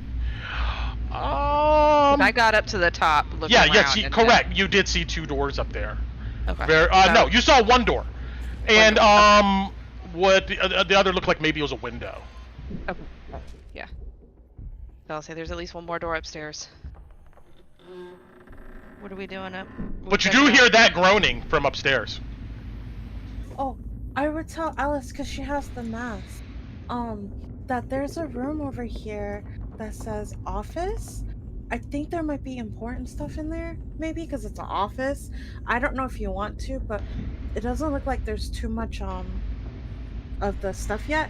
Maybe if I cast resistance on you, if you want to go look around real quick. If you don't want to, I could just close it off. Do you want me to? Do you think it's important, or do you think we're getting baited by Brett? No, that's not bad at all. Both? I kind of want to, because I feel like why would that like stand out to me? So yeah, kind of. Yeah, come on, let's go. I'll give you resistance. I don't know if it's gonna work against the haze, but just in case it does.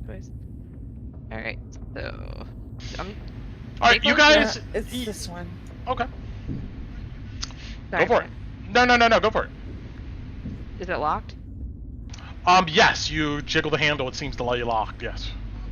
Oh, all right. Let me go ahead and. Okay, I give her guidance first, and then I'll give her resistance after she unlocks it. All right. I didn't even see what I rolled. I came back over here. What did I roll? Wait, does a 23 at least open it? Oh yeah. You take your thieves' tools out.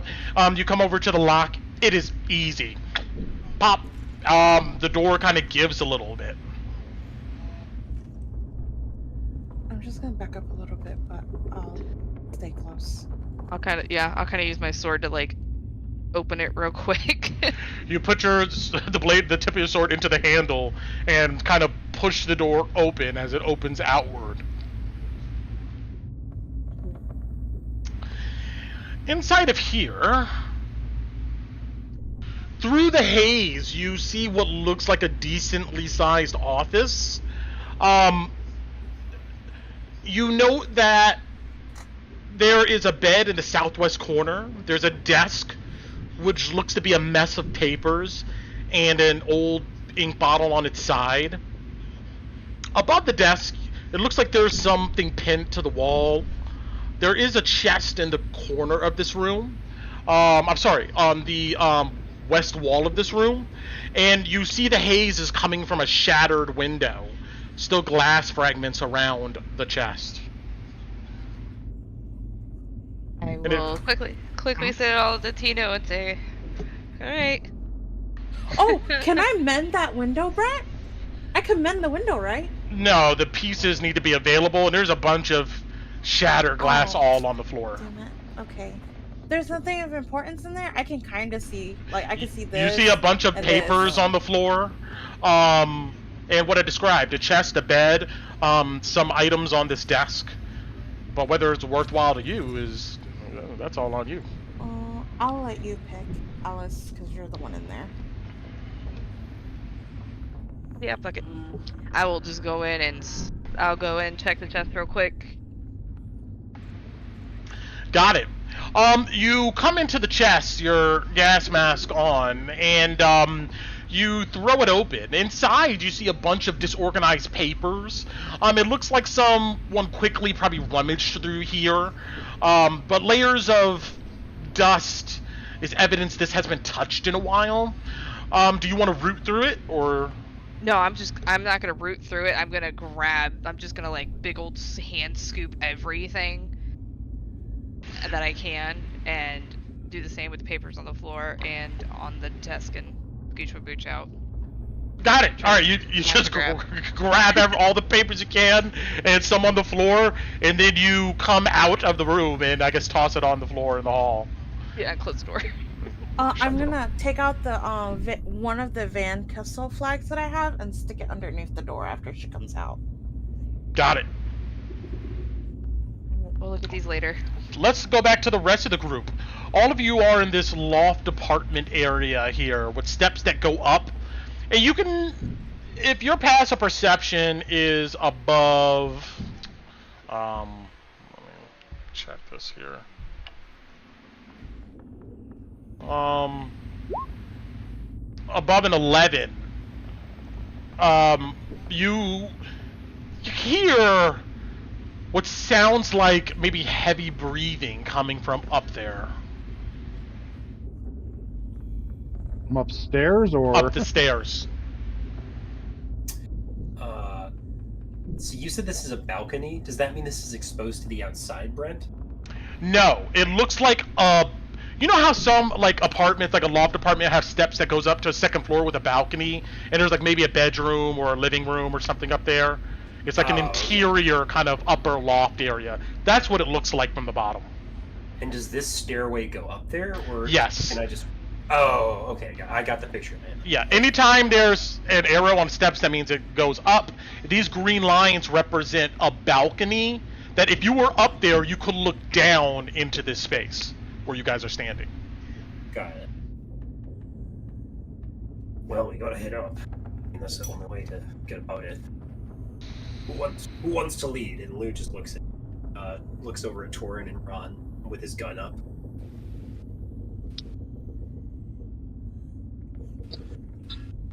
Sorry, I missed part of that. Am I gonna go say hi to our upstairs neighbors? Just gestures. Okay. I can join you. Question for Brent. Yes. Would this haze count as a weather condition? No. Damn it. Okay. That was fun. All right. So I see like a druid craft for the to predict the weather for the next 24 hours to kind of see how long this is going to go. No, this is completely alien. This is not anything like normal weather. Yeah, this is a crash debris cloud on top with haze on top, so. Oh yeah, what you see Louis looking at you guys like, are we going up there or not? Yeah, I'll follow him. I guess Ron goes after you. Torin decides to take the lead. There we go. All right. Oh, thank you very much, Torin. Philibati's going to pocket the tea set and check the bulletin board. You look at the bulletin board, and only thing of note is that it says in the one work order says in the 4th floor apartment, 4th floor north east apartment, there is a severe leak in the ceiling, needs to be fixed ASAP. The rest of the stuff looks quite ordinary, but all of them have the date of autumn tide the 16th 11/11. Torin, you creep up these steps, or are you creeping, or are you just going up? I would say I'm trying to keep the attention on. I would try to creep a bit, just to not fully startle whatever this is. Okay, roll me stuff. Oh, we're gonna do that then. Okay, I'll back you up, Torin. No. Oh, I lied. Okay, never mind. Wow. I am. You roll me a percentile really quick. Let me know if you get 25 or below. Let's try. Give me the D100. 61. Oh, you're good. Your foot punches through one of the steps and almost gets stuck. But you're able to raise your foot out. But as soon as you do, and you continue up the steps, let's see here.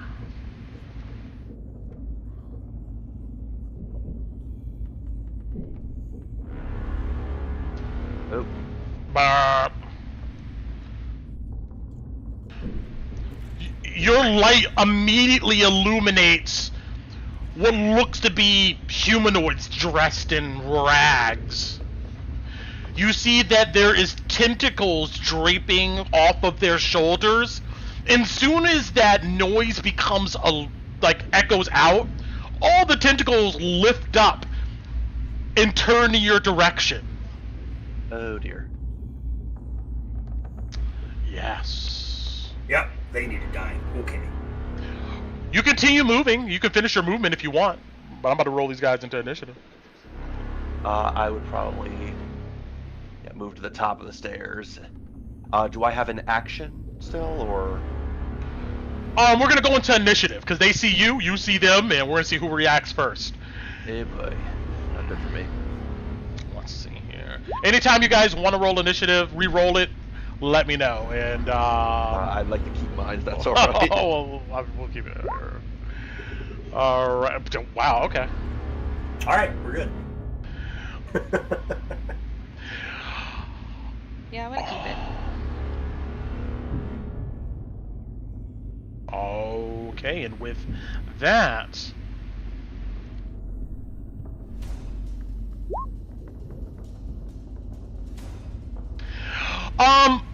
you hear this crash, Tinu, and that's it for now. As all of you, as you and Alice look at all these papers on the floor, and then look at each other. What are you gonna do?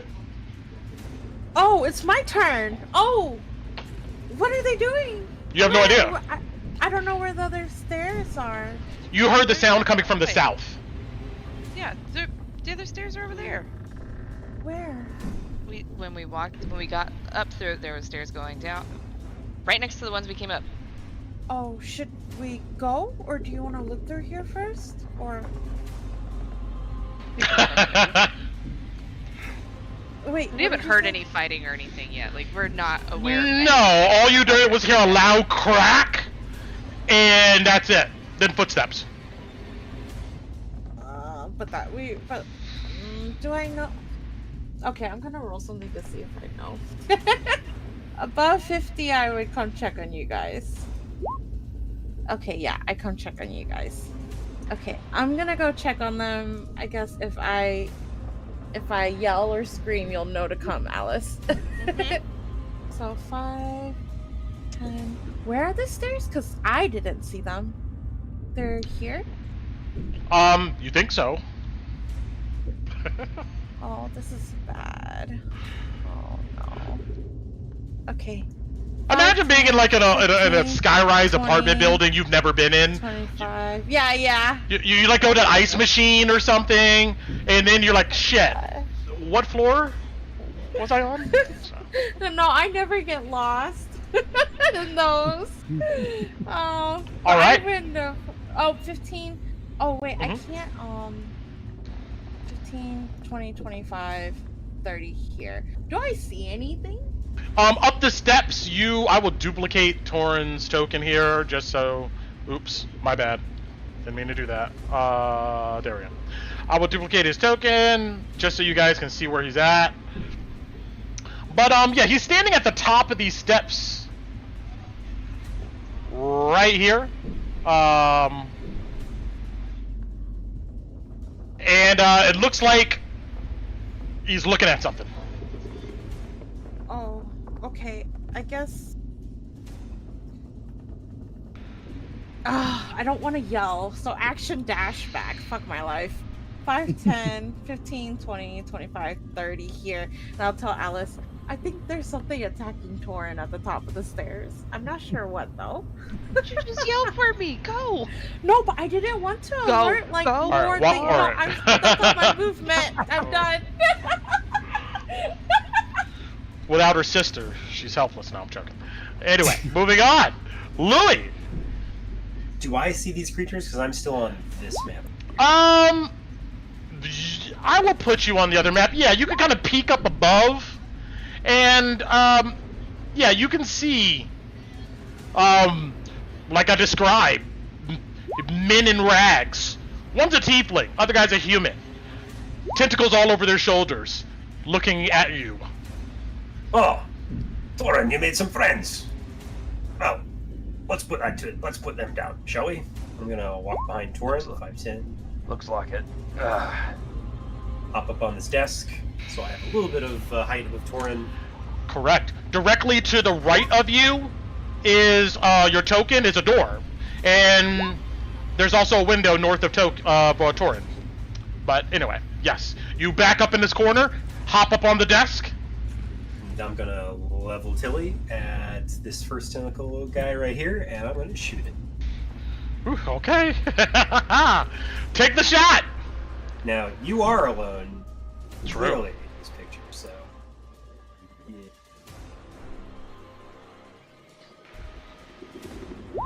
26 to hit. Oh yeah. 13 points.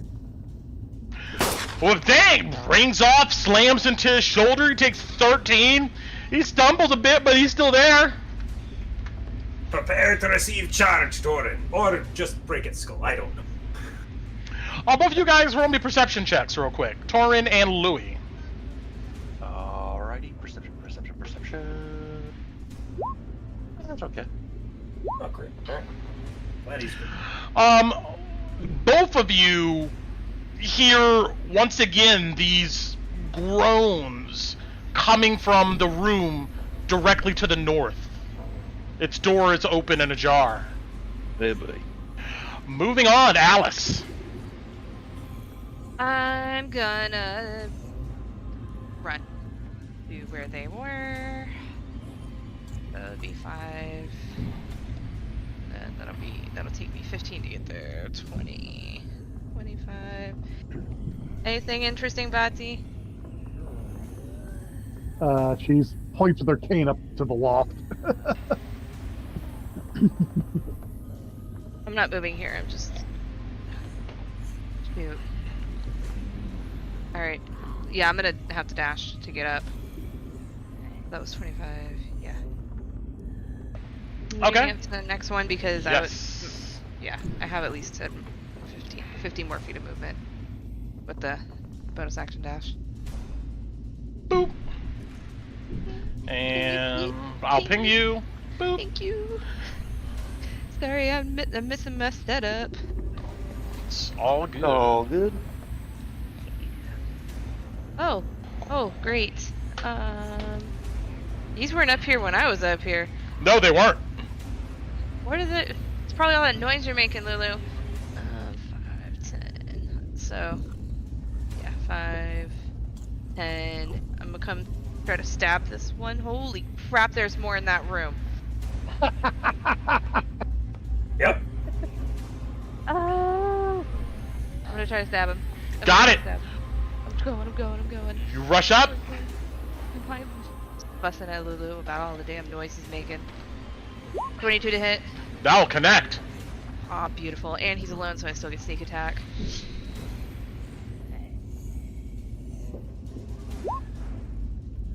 I'm gonna re-roll that one. Because I don't roll one. So, 14 total damage. 14. You dive with the tip of your blade into this guy's belly. He staggers, tentacles flail, but they once again regain composure. My last 5 feet, I'm gonna dance right back out of the way. Got it. Torrent. Alrighty. So Alice is right there. The one she attacked is this one? Yes. Alright, I will move. I'm gonna move up. I'm going to get at with my warhammer. I'm going to try and roll the hit with booming blade. Got it. That's a crit. Ooh. Oh, he's Unfortunate. hopefully. So that's gonna be 8, and it did not. I don't think it rolled the extra, so I will just roll another d8. So 10 total damage. You uppercut this thing on its jaw, almost removing its head. It stumbles backwards and slams against the wall, then slides down. Its tentacles still twitching. Anything else, Torin? That will be my turn. Got it. Ron.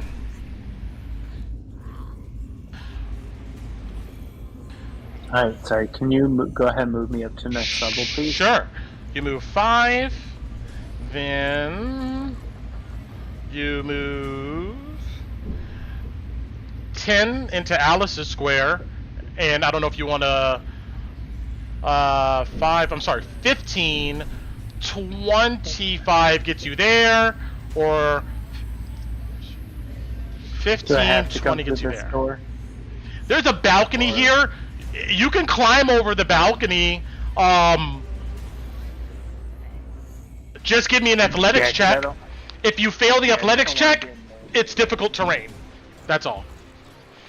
Well, just give me a difficult terrain. Alright. Yeah, you just climb over, roll up.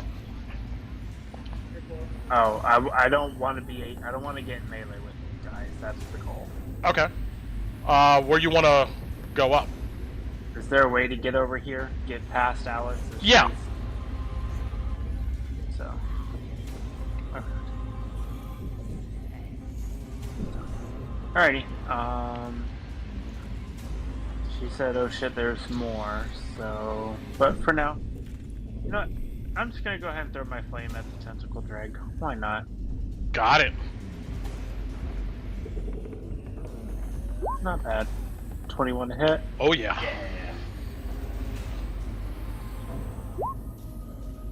3 points of fire damage. Its clothes ignite on fire, leaving scorch marks all over its body. It's still there though, although very hurt. Yes. And that's all I can do. Got it. Moving on. Don is gonna wait for Kolabadi to go up. Kolabadi, what are you doing? Moving up the stairs to see what everyone else is seeing. So. Got it. I'll go ahead and move you over. 5, 10 lands you in Alice's square. Whoa! You are not outside. Get back in there. Okay. And there we go. Yeah, so technically you'll be on top of Alice's token, but you can't stay there. Where do you want to move?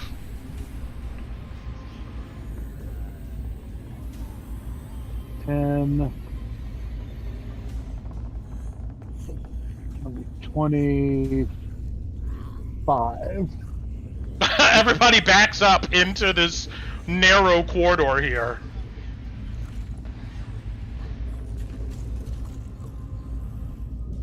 Okay, and I'll meet and shoot a ghost at it. That will miss. Goes high and poofs away. Anything else?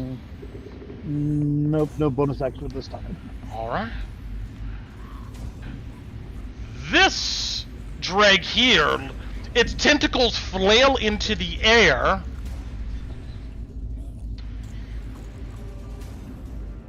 And they wave around like they just don't care? And they wave around like they just don't care.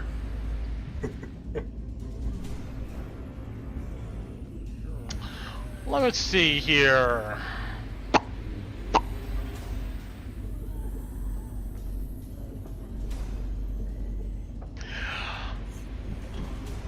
Tentacles fly at Torin.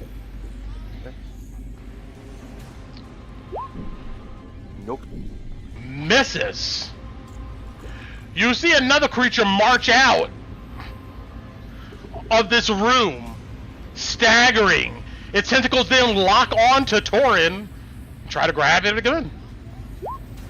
Nope. Easily ducking them. Away with your hammer. Yep. Another tentacle comes at Torin. Does 22 connect? Let's. Even if I shield, it matches. Damn it.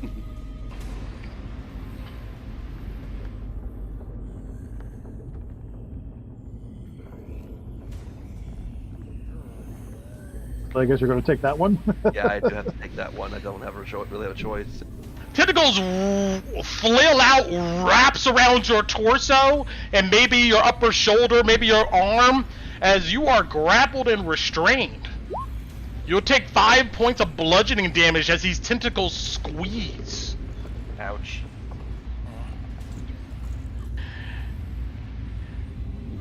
Then...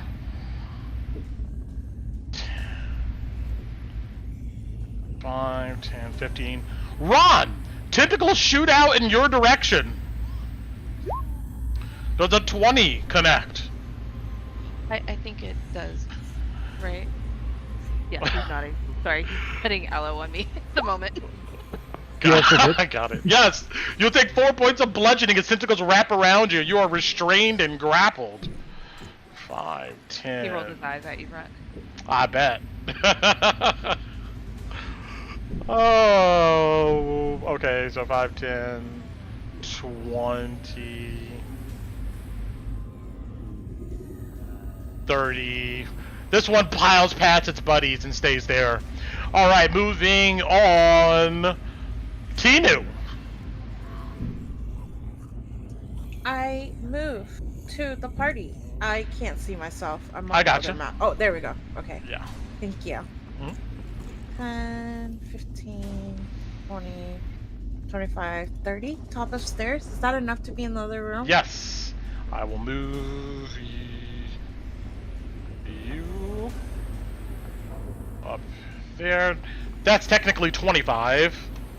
Right there, and I'll ping you, bada boom. I don Laro before I go up, and can I go in this square, or is it? Yeah, you can. That's just downstairs. And Don is in the corner here. Oh, okay. Oh, that's downstairs. So I'm on the stairs. Yes. Okay. Can I shoot at this guy from here? An arrow? Am I high? Yeah, am I higher up? Yeah, he'll have high. Well, you're shooting through the banister of a balcony railing. Yeah. I would say that it's kind of hard. You'll have 3/4 cover, but you can try to shoot at him. Okay. I don't want to use.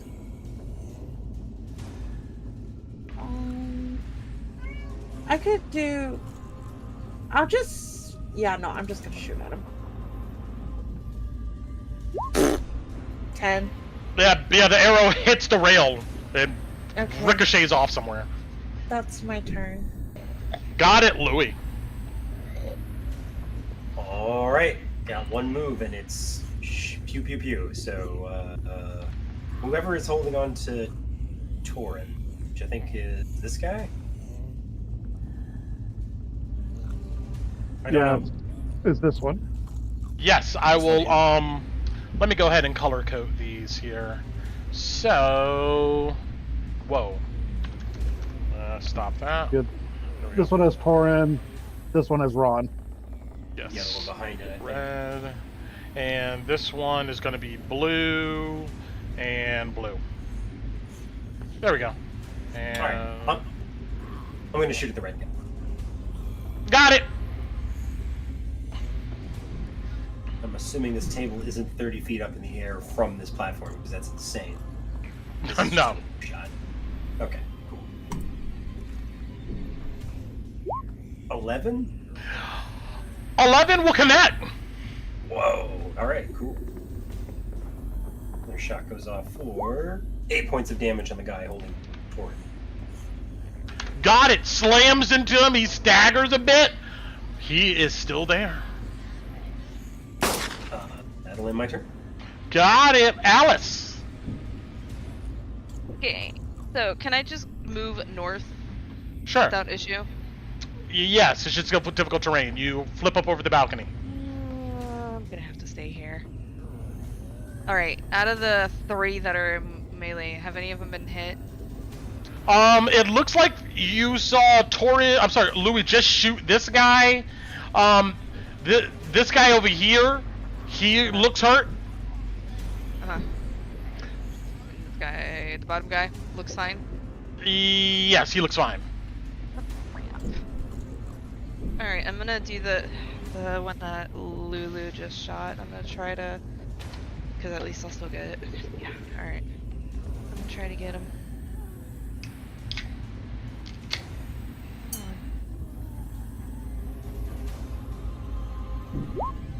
10. 10, unfortunately, the tentacle bats your blade away.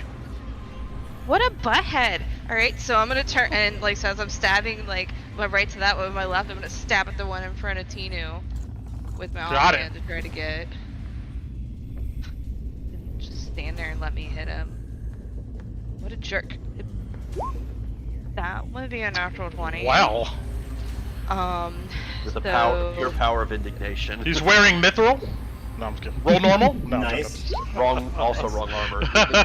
I'm sorry, adamantine, my bad. Right, Adamantine cool, right. Alright, let me roll this damage real quick. No, give him adamantine. We want that loot. Hold on. Yeah. Give him the armor if you want, as long as you're willing to let us loot him afterwards. Crit damage. I'm clicking it to rolls crit damage. So that's 6 from that. Let me roll sneak attack crit damage. Oh my god, come on. So sorry. I'm trying. I'm just gonna roll it twice, because it's not doing it.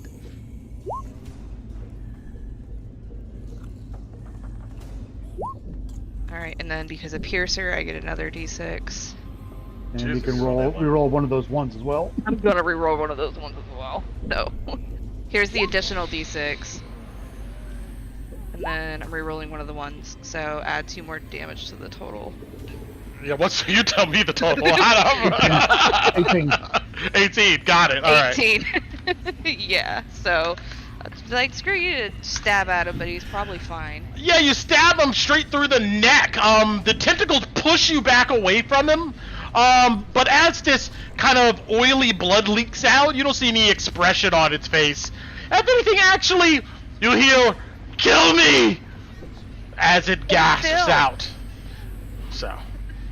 Do I want to take the one hit from the other one? Yeah, I've got to... Yeah, back. I should hit that other one, but whatever. Yeah, I'm gonna jump back. So that one in the one that would have been like my corner would get an attack of opportunity on me because I didn't make an attack against him.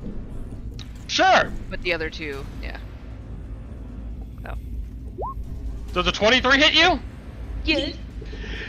As you try to jump down, tentacles wrap around you and grapple you and restrain you right there. Drew, you're next. You're mean too.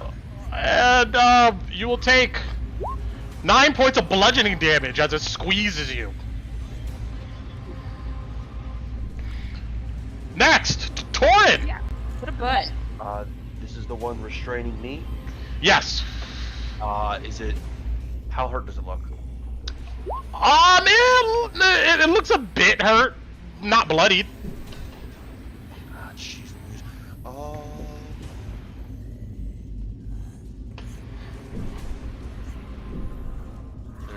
There's three. You know what? F it. Magic missile. Yeah, like we need some guarantees. All right. So 12 points of damage. Yeah, you point at this guy, and these bullets fly into him, shaking his body, lurching backwards. He almost falls over, but the tentacles kind of like hit the ground and lift him up, almost like Dr. Octopus. He goes ahead and eats that damage. He's super hurt, but he's still there.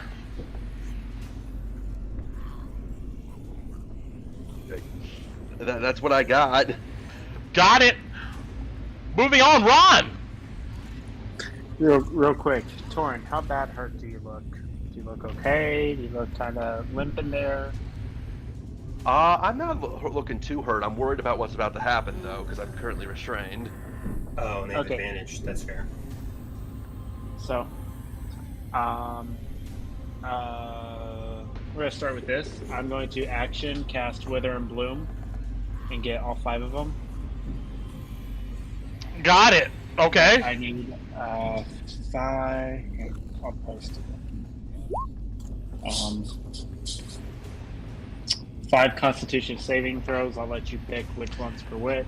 Got it. I'm gonna go clockwise, starting at the creature next to Alice. And con saves. 1 and 2 and 3 and 4 and 5. All right. It looks like. Yep. The one next to Alice succeeds. Then the one that's grappling you succeeds, and the rest fail.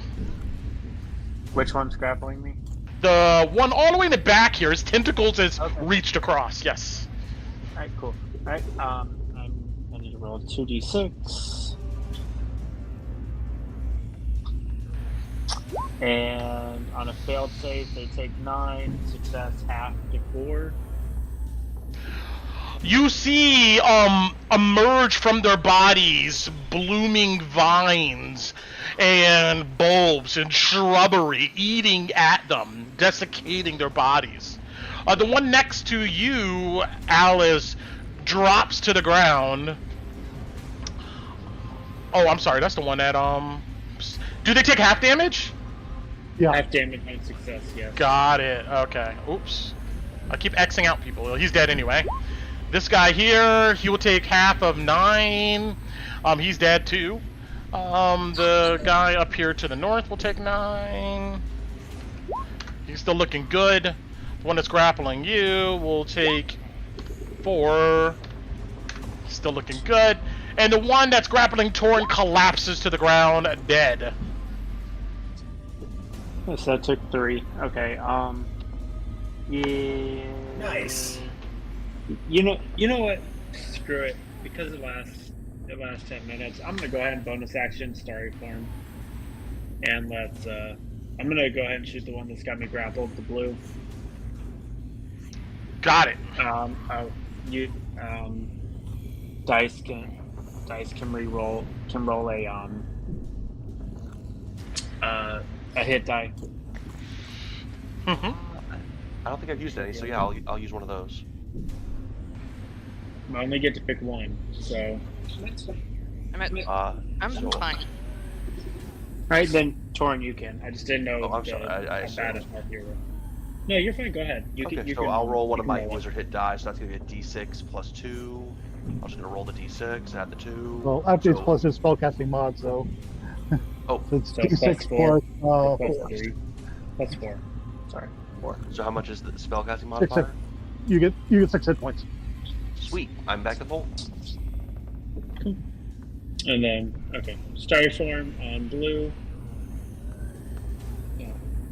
That shifted 12 to hit. 12 will connect. Woohoo. Let's fuck them all up. For 11 points of damage. Nice. Ether arrow slams into him. He stumbles backwards, but he's still there. No, wasn't enough. So that's it. That's all I got. Got it. Don Lero's doing his own thing. Kolabadi. Doing his own thing.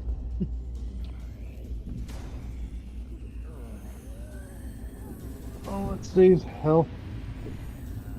Well, we don't like having our druid tied up, so I'm going to stick a ghost on that one. 16 to hit. 16 connects. For 7 force damage. Got it. The one tying up Ron? Yep. He collapses to the ground as this energy flows over him. Goes blast to his back. Nice. He stumbles back into the room on the ground. And that'll be my turn. Got it. All right. And bottom boom. There we go.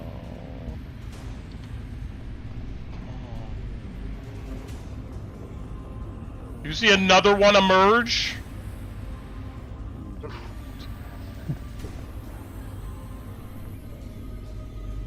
5, 10, 15, 20, 25. Another one emerge. Stumbling, shuffling. Room. Yeah, you found the party room, and they're mad you interrupted the party. You didn't even bring your own beer. So, let's see.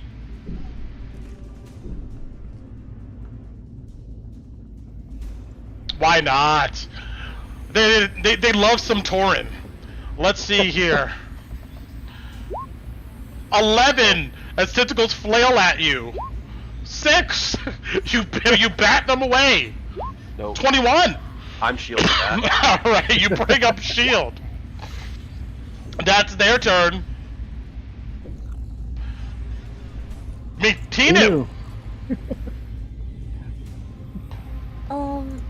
Don Lero didn't come upstairs, right? You look back. You see some what looks to be delirium crystals on the table, and then you hear doors slam below. Oh my god, this fucker. Okay, I will come here and... Does it look like there's any more in this room? I can see back here. There's so many... There's one guy directly in the doorway. I would say it's hard to see. Okay. And who's holding Tauren? Nobody's holding him now, but they don't. They tried. Okay, I'm gonna... which one looks the most damaged? These are all fresh. Oh, except for this one here is damaged. Okay, I'm gonna attack that one. Sorry guys, I got stuff going on. You're good. Oh, no worries. 18 to hit? 18 connects. For 8 damage. On the one that was damaged, right? Yep. Yes. This one. Yeah, you're oh, you're shooting still down from there? I'll give it to you this one time. Oh, okay. you somehow you've been training archery your whole life. You shoot through the banister past the dead bodies, plunges into him. I don't have anything else but cantrips, but the arrow does more than cantrips, so sorry guys. And that's my turn. I don't have anything else. Got it, Louis. Oh he's still alive. Dang it. Well, I'm gonna level my pistol at the one that Tinu just shot. Send these guys out. It's alright, lass. Yeah, that was a good shot. Let's see if we can't put them down and take this damn attic. Where the hell did Dawn go? And I'm gonna shoot.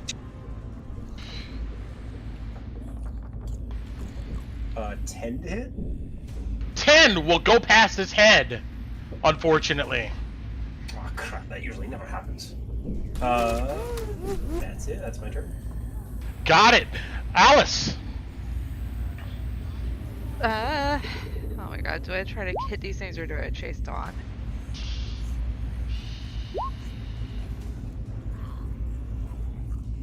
He paid his, yeah, but he probably, okay, you know what, no. I'm gonna step up right here to try to, I'm gonna try to shank the one in front of me first. That's okay, sir.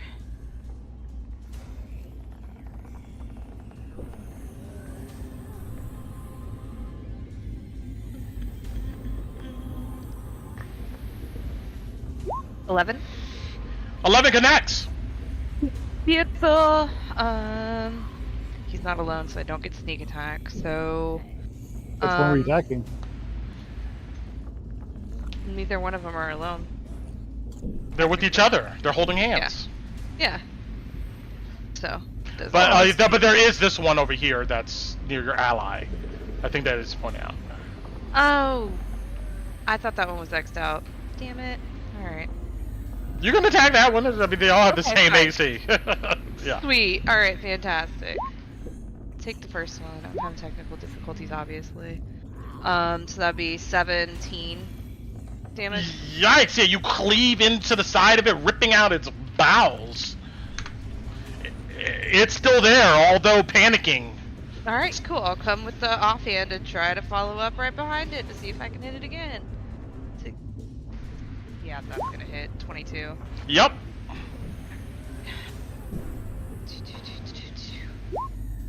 Was for 6 damage. 6! You are able to, like, take your blade out, plunge it in his chest, and drive it to the ground as it is dead. Cool. That's it for me. I'm staying right there. I don't want to get hit. Torrid! Getting back. Alright. There's 2 left. Yep. So we can see. I will focus on the one that's right here, and I'm going to Toll the Dead it. Got it! Wisdom save. 13? That is 1 less, so, and it has not been hurt? No. Then it takes a D8. For 7 necrotic damage. Good damage! Necrotic energy flows through it as its vibrations ring out. Anything else? That will be my turn.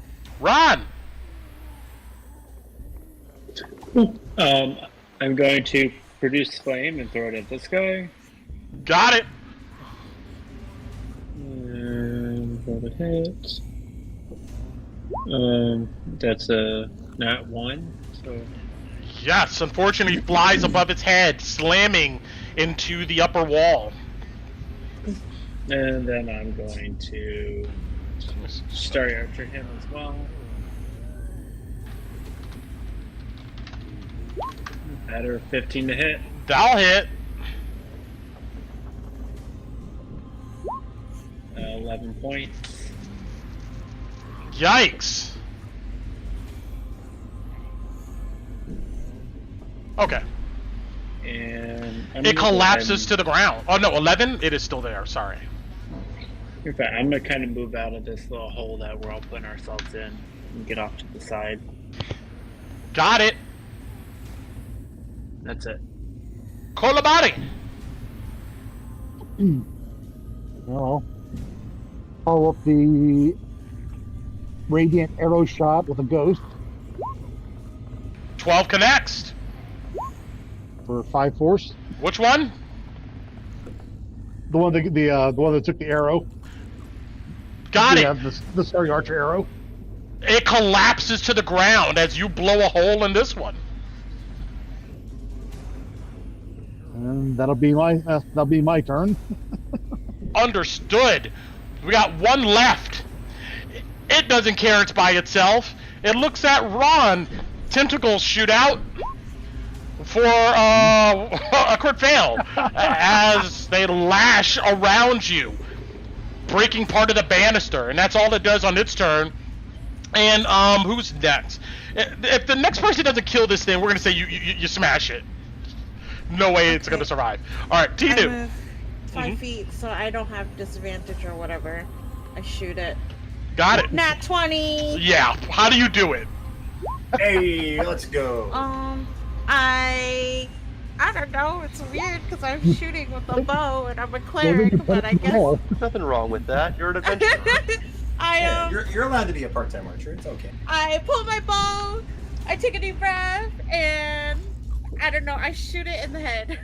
There we go. Yeah. I'm bad at describing. I'm sorry, Brett. You are fine. Arrow collides with it. Whoa, whoops. Yay! That was... Stop! no, that was, yeah, here we go. That was my other character yeah, how about coming this, out Sarah? with her vorpal. No! Anyway, fuck it. You guys get the point. Alright, so... The arrow turns into a magical spoon and decapitates it. There we go. Oh, yeah. You can do that. Alright.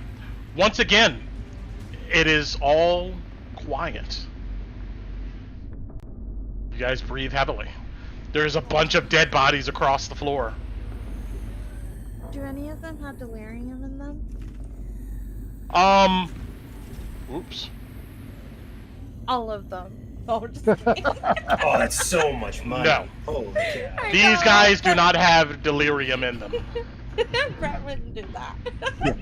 Yeah, they're typical dregs, not delirium dregs. Yeah. Oh, can somebody go get our crystals on the table? Down Right, there wait. left. I would say Where the hell is Thorin Stoneman? has the stuff, so he'll go and get it because he has the he's carrying that's the. right. Yeah, Louis, you asked where the hell's Don? Yeah, you don't see him, but yeah, you do see these delirium chips on the table. Those of you who were with Ron would have known that Ron gave this to him to hold, but it looks like he put them on the table. At least he didn't take the chips. He's in. I guess that's a good point. Well, is he going downstairs? I mean, that's madness. I just heard the doors closing. I don't know where he went. Well, he's probably running to link up with the rest of his group, so let him do what he wants. So if he lives, whatever. There were 3 other rooms down there. Do we want to check them or no? Well, let's check the room that these guys came out of, see if there's anything worth it in there. Let's search this place. You Yeah, guys. while they were all doing that, Alice walked right in there to see where all these things were coming from. Sure, you can move yourselves around. I'm going to go ahead and move these guys off of the map here, so it's just not confusing. And blink. And there we go. Alright, let's see what we got. In this area, so the door you come through, that's kind of now halfway off of its hinges, you see it has the words in black paint, like somebody used a stencil, and it says staff. As you look around, it looks like a communal living area. You do note that the windows are boarded up here, and all the windows in the area where the rest of the party's at are also boarded up from the inside. You see rags and stuff around the edges of these windows. And lying about are the remnants of what looks like maybe a group of survivors, probably stuck in this room because of the haze, just like you. Whoever was here's long gone, though, although the evidence of their occupation isn't. You see a bunch of empty food jars and cans are about, old spoons sticking out of them, pieces of old blood-stained rags, sit near an empty medicine kit. On a table are old, dirty dishes and a stack of burned torches. In the center of the room is an empty barrel on its side. A hose and rain funnel sits on the ground next to the barrel. A bunch of old stains from some substances all over the floor. You see 2 old hammers and a box of nails are in a sack on the table that's in the southwest corner. The room that you other guys are kind of standing in here at the moment. You see that on the west wall, near a table, there's some old papers. That looks about it. There's beds of old hay, moldy. Maybe they were used for napping. The rest of this area looks barren. There is a door on the east wall next to Kolobadi's token. Alice, you peer into this room. It looks like a private apartment, maybe for a senior staff member. Whoever was in this area turned it into a workspace, though. The table in the corner has enough tools for a carpenter's toolkit. You see stacks of old wooden planks are on the west wall. The bedspread and sheets are ripped up and looks like they were used to seal the seams of the windows and the bottoms of doors. There's a heavy crossbow that sits on the bed, but there's no bolts. Roll me a perception really quick. Okay. Since I'm kind of walking around with 23. Alice. Oh, never mind. You don't need it. Yeah, you do a double take, and where Ron is coming inside, you note that the tentacle dreg there has a crossbow bolt in its forehead. Yeah, that's what I was figuring was putting together. Someone got contaminated and they tried to handle it, and then everyone else got screwed. Kind of the vibe. Or maybe he tried. No, he tried to off himself. Maybe. That's so sad. Oh, buddy. Hard times. Yeah. The rest of you guys, in this room here, you just note that there's some papers on this table on the west wall, and there's a door where Kolobadi's at, and the rest of the windows are boarded up with rags under them. Well, I guess I'll listen at this door I'm at. Roll me perception.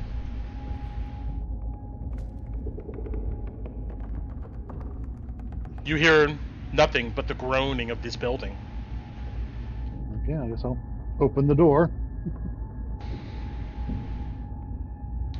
You open it? Try to.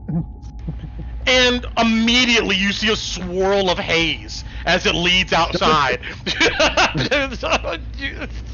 You shut it? Yeah. Oh, alright, you instantly shut the door. Exterior. Oh, crap. Is it leaking? I checked this. You note that there is some old rags at the bottom of this door.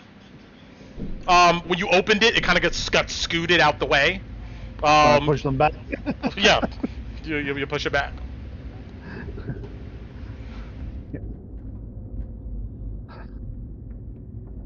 I'm not sure if I saw how thick the haze was at the level we're at, because this is roughly 4 stories up at this point. This is true. Well, I would say as soon as you saw the haze, you shut the door. Unless you open it again. Mm-mm. I'd want to borrow the gas mask if it was going to peek outside. All right, well, you go to find Alice. What is the rest of you guys doing?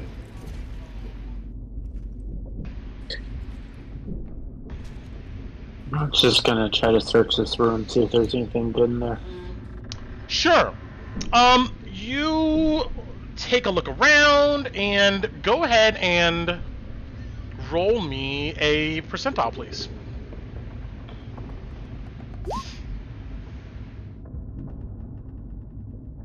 Unfortunately, you roll. Sorry. That was perception, not percentile. Oh, okay.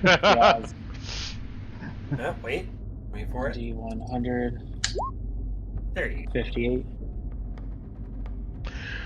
You note on the wall above this table, you see that there is a small painting, but it has what looks to be a gold frame.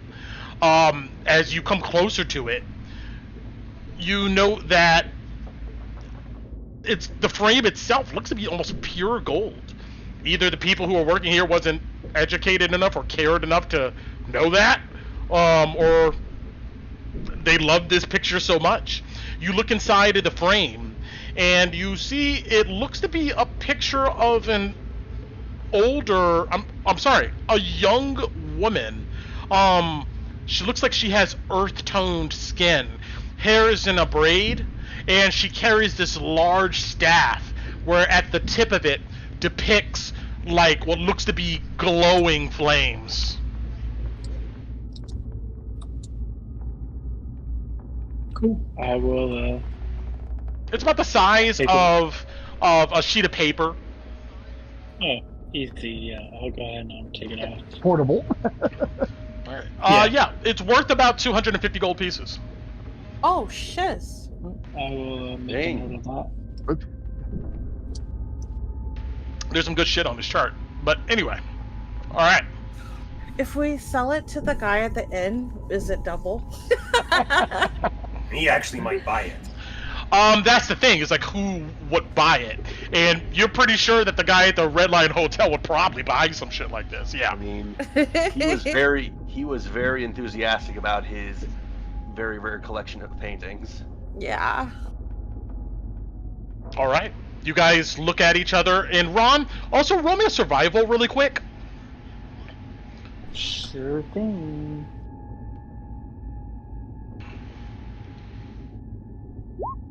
Dirty. You've been down on the ground, and you look at this substance all over the floor. Mm-hmm. After a moment, you get a sense that it's probably vomit. A bunch of it everywhere. Don't get contaminated, guys. It's old and dried, I'm assuming. Yes. All super old. So, and then also, is this like a book or a desk in the corner? That's a sack. Inside of it, you find a hammer, 2 hammers, and a box of nails. Oh. I don't know if we did that. The board up any windows or doors? Like the ones in here that are keeping the haze out?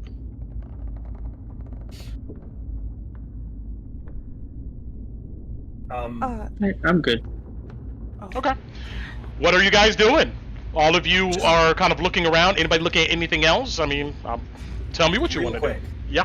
Is the ceiling, does it look vaulted, as in this is the top floor, or is there probably another floor? Good question. Like, does it look peaked, as if the roof was... No, it looks like there may be another floor above here. We can go higher. Any stairs in there? Lottie? No. The door over here leads outside, so if there's another way up, it's elsewhere on this floor. Or Dawn found a way out. Tor went down to get the chips. Yep. Oh, I would have went down with you too. I Sure, want to go check out the other rooms, Torin. Okay, yeah, in that case, he would probably accompany Tinu, because not leave her alone. Yeah, Okay. pull on your shirt. Yeah. Let's go look at the other rooms. You also got all those papers on the floor out by the office. Yes, sir. There's also a chest down there if you want to go look at it, where that green line that the narrator wrote. Okay, I guess a chest where? There's a chest downstairs. We didn't go because we heard, shuffling and whatnot. But I ran by that one too. I know which one you're talking. I can check that out. You can go check your door, Tino. Okay. I'll check the chest. You go check your doors. Okay. Like way up. Can I perception check this door first? Brett? Sure. Roll me a perception. Can I aid? Is there any way I can help her out with that, or? Either one of you can. one of you guys can roll, or both of you can roll, and we'll take the highest. You know. All right. I'll just we'll roll. 17. 11.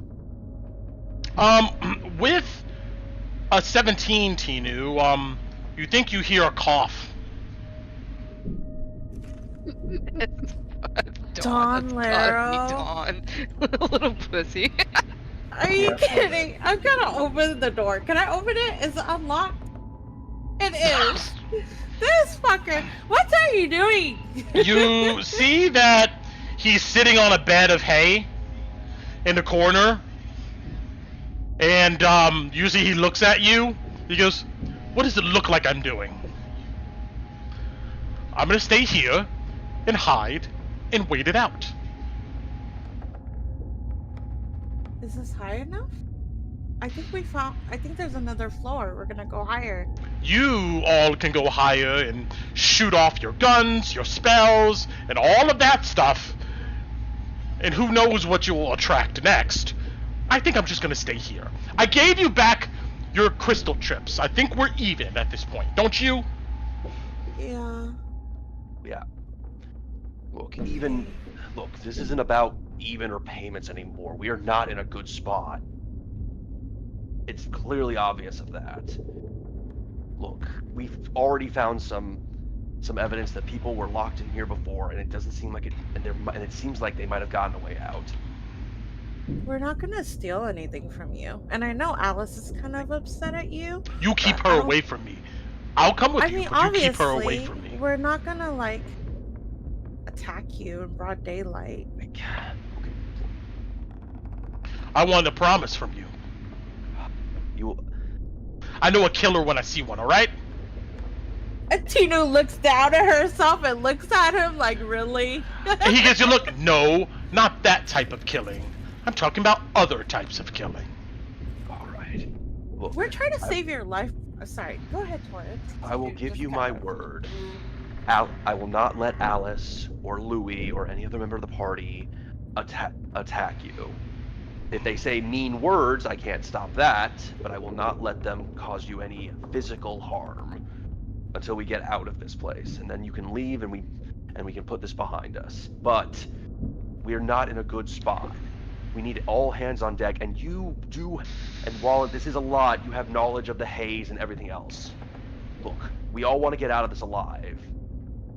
You don't have to, you can stay in the back and not fight, I guess, if you don't want to, but can you at least help us find the best way to get out of this place? He gives you a long look and he twists his mustache. He goes, "Alright. Deal." Okay. He gets up. He grabs his stuff. As we're looking at him, can I kind of like see, I'll let him pass, but I want to look at him and see. I don't know if I can determine like how much contamination he has. Like, is he gonna turn? Does he look? You have no idea. You didn't see him get contaminated or anything, but you can roll me a medicine. He's coughing though. Yeah. He did make a cough, yeah. Oh, net 20 for 24.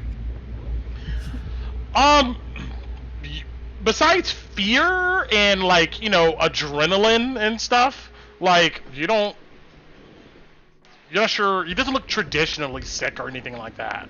You're pretty confident about that. Okay. Is there any mundane things in this room that I can take? Sure. You take a gander in this room. And let's see what we're looking at. Here we go. It smells of animal dander in here. The source seems to be an old bed of hay that Don was sitting on. You see an empty water bowl sits next to the hay. There's crates and barrels that are stacked in the corner. If you peek inside of these crates, you see it's stacks of leather cases that looks to hold bundles of parchment and papers. If you pop one and flip through it, it looks like a bunch of old tenant agreements and IOUs.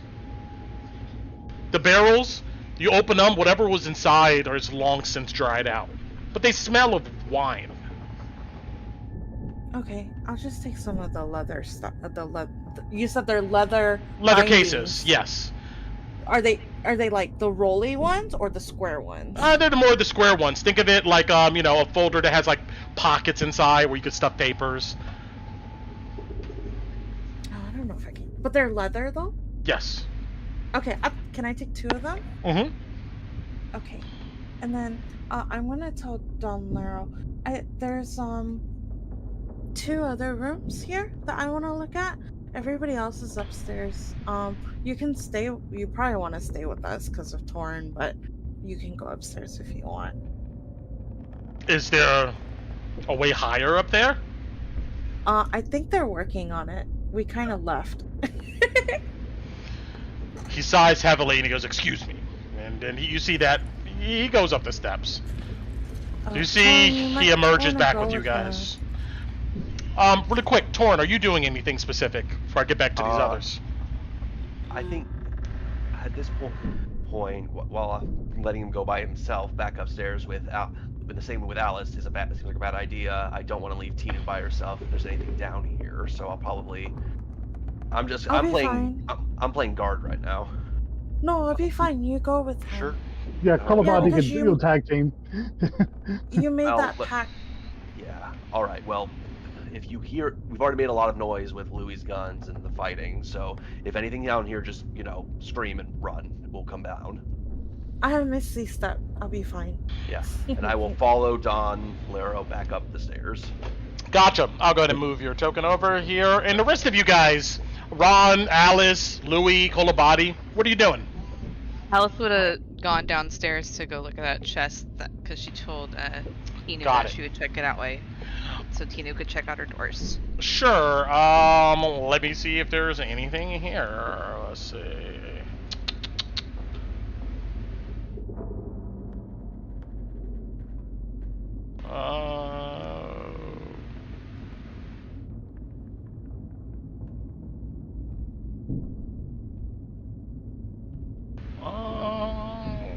What am I looking at? Oh, okay, that's why. All right, let's see.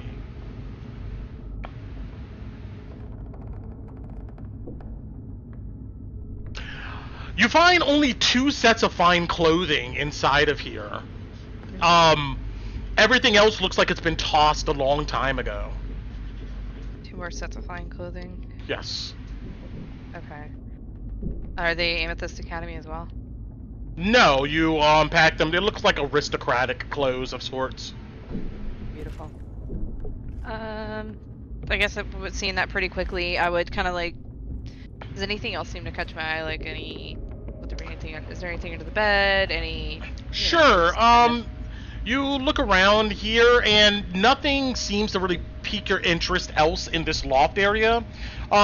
If you move down the hall towards where Tino is, you would see there's still all those papers all over the floor, and then there's a door to the north. Right. Yeah, I would come to join Tino because I want to see what those papers were that we grabbed out of the office. Okay, I'll get back to that in a second. Louis, Kolobati, Ron, what are you guys doing? Anything around in this area to take? You look around here and you come over to this table on the west wall, right to the left of your token, and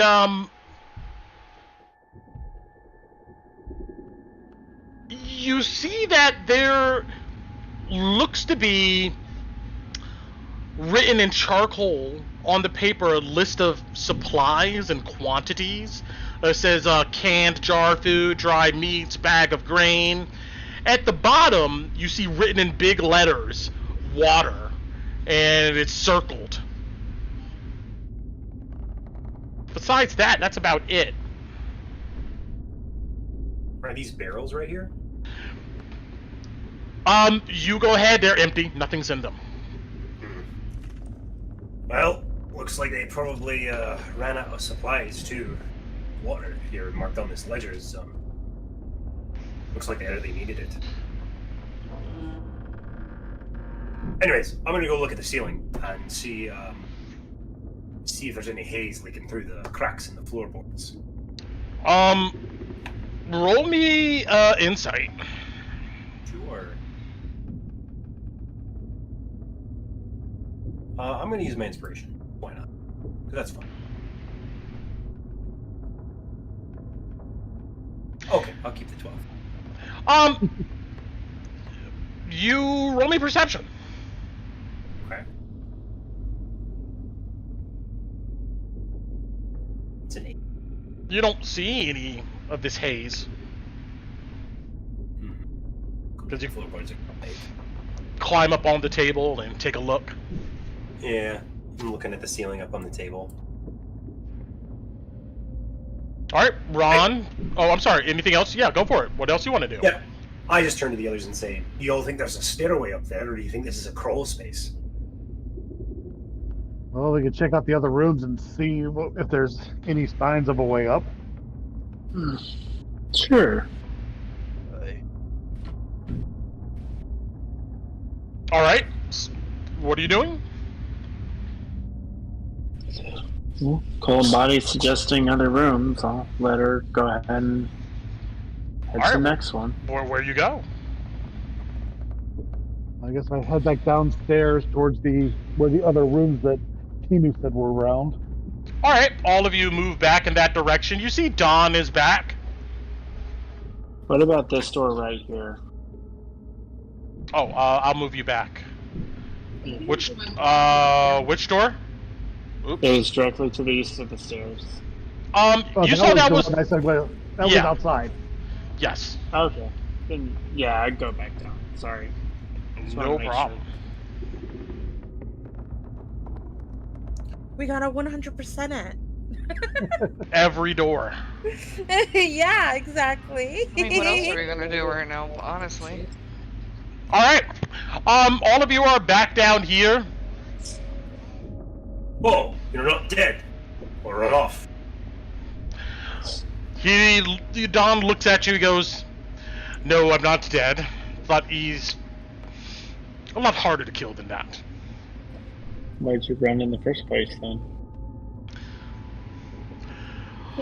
Because, look, new birds, or fresh meat as they call them around here, I've dealt with other adventuring groups before that get a little confident or saucy or scared, and they'll turn on you in a heartbeat. So, hedging my bets. I ain't the one who was trying to lift a lass's gas mask out of fear, so don't you be calling me a coward, or this will... I'll make that threat good. Not right now, Louis. We've got other things to deal with. Look, Louis. He called me a coward. Louis, he didn't call you a coward. He called you a mugger. Mugger? I haven't robbed anyone. Louis, look, I'll just say this out loud. I gave him my word. He's gonna make it that we're gonna do our best, and none of us are going to do him harm. As long as he doesn't put hands on Addie, fine, but try to keep it down low until we get out of this. As long as he doesn't put hands on Addie, I don't care. I will also make sure that doesn't happen. Now, come on. You guys found anything? So what do these think? Alice is like not paying any attention to this conversation. She's just like looking at these papers with Tina. Yeah, we're on the floor. We don't care. Sure, you are looking at these papers, and let's see here. You find all of them look to be IOUs from various tenants. Maybe they were organized at one point, but among the mess, you do find a gold signet ring that's worth around 9 gold pieces. Which, do I recognize that signet? You look at it, no, it looks like this is not even like a noble house ring. It's probably something this guy or whoever made to represent his business. Okay. You said it was how much? I'm so sorry. 9 gold pieces. That's a cheap one. There's nothing else in the papers. Yeah, you go through the papers, and but yeah, you know, I mean, Alice had to move quick. She just grabbed whatever she could in the chest and brought it out here. Okay. Can I Sorry, Tina. Do you want me to go back in? No, you don't have to be sorry. No, I don't want you to go back in. It's probably thick now. Can I perception check this room? Sure. You know earlier that you heard water? Oh, yeah. Okay, I'll just open it, I guess. Oh, I close it. I open it, I close it. Can I get a ping where we're at? Sure. Sorry, please. You're down here, and they're up there. You see Don goes, watch out. He comes up to the door. No. There's the haze. Don't open it. He just... There's not enough of it to do anything. It's not even coming through the door. Okay, I open it again. And I look. I don't see. Alright. Yeah, I was with Tinu. What do I see, Brett? I see I'll what tell I you in see, 1 second. Yes. No. What do I want to grab? Yeah, let's do. Damn it! Did I get baited? Stupid Don Laro. You open the door, and the first thing you're hit with is the sound of rain.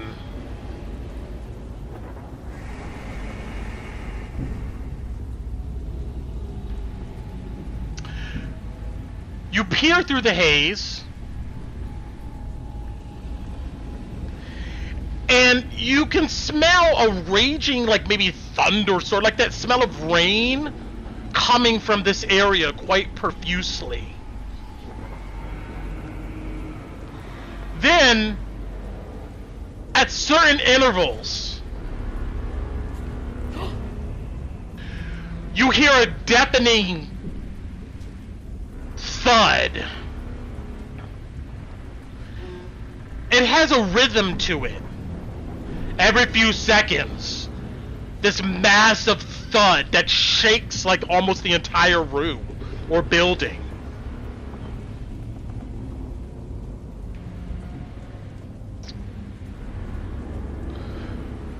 Let's see. There's a gash in the ceiling. Whoa. Chill. He said he don't want to wait for the DM to explain. Chill. He said, let me hit you.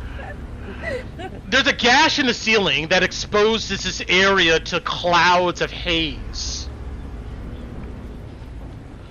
It looks like debris has fallen in and busted through not only the ceiling here, but the floor of this space you're looking into.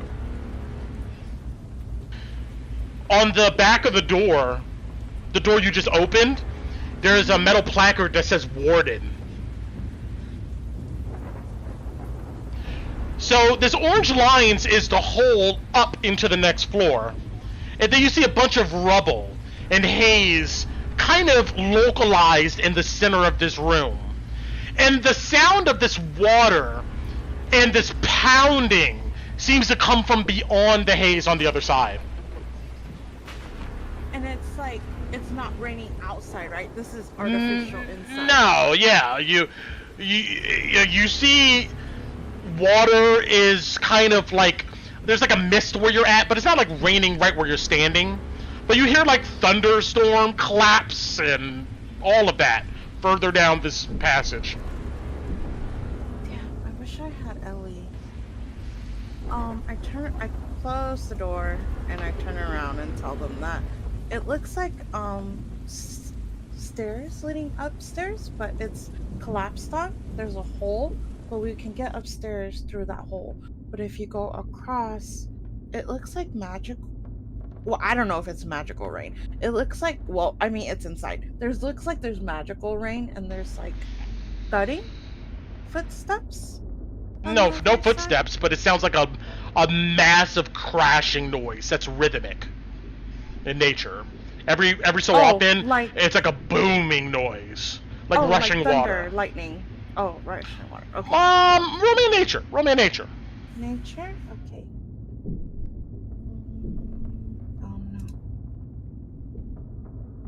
10.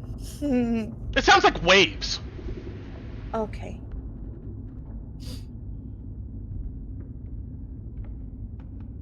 But we can go through that haze without issue? I don't know. It looks pretty thick. Well, she's asking Dawn since he was like, oh, it's no problem. He goes, there's a little space towards the edge of the wall there that we could stand, and maybe we can jump over the hole and move through it quickly to where it won't be that big of a problem. But what about the magic rain? What do you think of that? He goes, there's all types of stories of what people have seen inside of the haze, so I'm not surprised at all. Oh. I'm gonna go tell the others. Okay. I'll turn around on her heel and run off towards the others too. I'm gonna go listen at this door. Alright, roll me a perception. Okay. Sorry guys, last door. Well, check them out. I'm not mad. Let's be honest. We don't know if we'll ever come back to this place, so might as well. Yeah, I'm not 15. You don't hear anything. Okay. I open the door. You look inside and you see that there's a long bench on the south wall with a tattered cloth banner nailed above this bench on the wall. It's nailed to the wall. In faded print letters, it says, "Wait here." There's then another door you see on the east wall. There's 2 windows, and you can see swirls of haze beyond it. Can I look through? No, I can't see anything. It's okay. Yeah, you technically you don't see anything outside. This is cloth, right? Yeah. I'm gonna take the wait here cloth sign. Okay, you rip it off. Can I like take it off so I can take as much as I can to use it to? I'm gonna try to keep it to block Haze from doors later. Yeah, so I'm gonna like try to not rip the thing in half. Yeah, it's like you take it off from the nails holding it up. Mm-hmm. Yeah, and then so I guess I'll sit here and wait for everybody. All right, what is everybody doing? Everybody's together. I guess we need to see about those stairs up. Yeah. You want me to take the lead again, unless someone else wants to. Can we not just make a hole on the 4th floor like we did downstairs? I would probably not want to make any further noise. Oh, okay. We've been loud enough. I really don't want to go in there. So it seems like you guys are on an upper level of one of these tenement buildings. You guys have explored this loft area upstairs, and you found one door up there that seems to lead outside. Down here, there's a hall that leads to a door that goes north, where there's some freaky water shit going on. And then there is another door to this room that Tina was just in, this west room that leads outside. Then there's steps that go back down. And then, of course, there's the office that is clouded with haze directly to the west of Dawn's Token. So, with those options, what do you guys want to do? I mean, if we really don't want to go in where the rain is, we could go to the right. We could go east and then go outside. Maybe there's a way upstairs that way, but I'm not sure. I didn't go look. Well, if we're going to go, if we're going to take away, if we're going to go outside, we probably want to use the other door on the loft because that's probably higher. Let's see what's higher. Let's see what's further up. The only person that's even remotely safe for is Ron and Addy, and I don't want them going outside, but they don't have to. Yeah, no, same. I don't want them either. So just a concept image of kind of the places that you're in here. Like, this is kind of what we're talking about. Rundown tenement housing here in this image, and also to share the stream. So Dawn was gonna wait it out on this floor. Can we not just wait it out on this floor? Will it will it seep into here? Sounds good by me. Dawn goes, if we block the door, sure, we get a little bit cozy, we should be fine, right? I mean, so all those things we fought sorry. upstairs thought they were fine too, I'm sure. Well, hold on. Can I ask a real quick out of character question? As Kevin. So this is near. So basically, as we got into this situation, we were doing the whole thing with the rattlings in the sewers. Then we heard noises, and then the haze rolled in, so it was not here before. So what happened is that that's almost right. You guys went back to the alleyway where you guys kind of split up, and that was this area in which you guys are in. Then there was the ground rumbling. There was an earthquake, and some buildings in the short distance collapsed under that earthquake, or from that earthquake. Then was showered a bunch of this haze and whatnot into this area. So I would then, so Torrent with that, so with Kevin now knowing that, Torrent's going to turn to Daw. So you have the idea of waiting it out. Do you know how fast this haze can move? How long that might take were it to work out? He goes, like earlier, we were talking about this or looking at this. It's probably a good 3 or 4 hours, I'd imagine.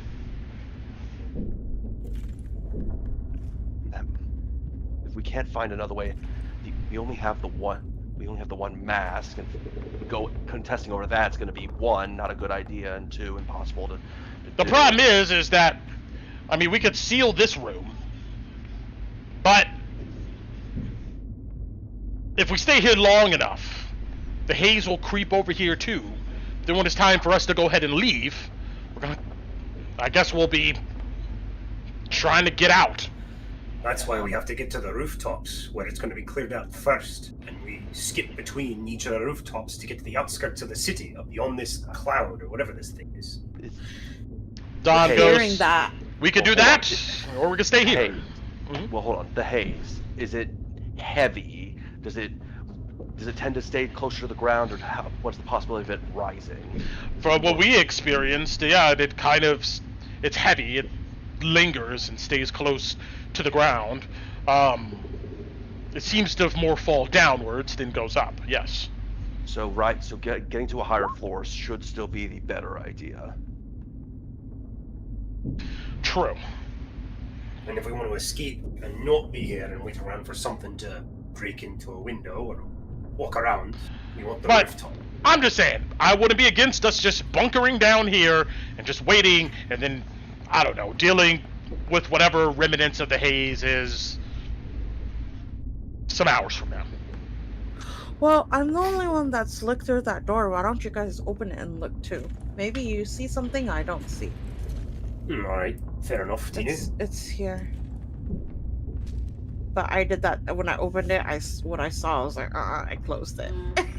What about the other two? Where do these lead? This one is the office. It has whatchamacallit coming in, Haze. I blocked the bottom of it.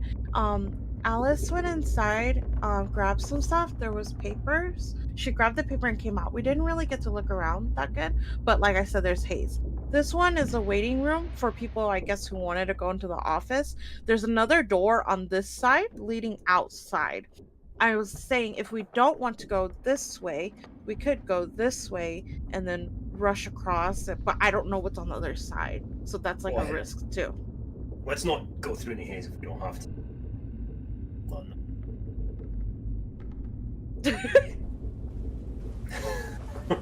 Once again, you see a cloud of haze in the center of this room. You can hear rushing water and pounding waves deeper in the room beyond the haze. There is a gash in the ceiling, represented by this orange circle, and there's also a gash in the floor. Is the haze coming through that orange gash? Yes. And if I were to step... Yeah, this one here, I assume. Yeah. This orange circle. This first one. Sorry, this one. So if yes. It's coming from the whole upstairs or the whole downstairs? It seems like it's coming from upstairs and leaking down. Oh, then we can't go upstairs. See? It's a good thing you looked, Louis. At least in this building. Is it so thick that if you walk into it, it'd be like being outside, basically? No. You note that its thickest part is pretty much over this hole. It looks like towards the edges here and probably across the room it's safe. Assuming you're not just hanging out there for a long time. So, like, stepping here is relatively safe. Yeah. But where would we be going then? I thought these were stairs to go upstairs, but if we go upstairs... Those stairs look like they lead down. Oh, okay. So there is no way upstairs then. No, there might be a My bad. way. I told you guys the wrong information. You see these waves just are pounding against this far wall. Why the hell is there so much water? We could have Tor, come here and do your detect magic thing. I could give it a shot.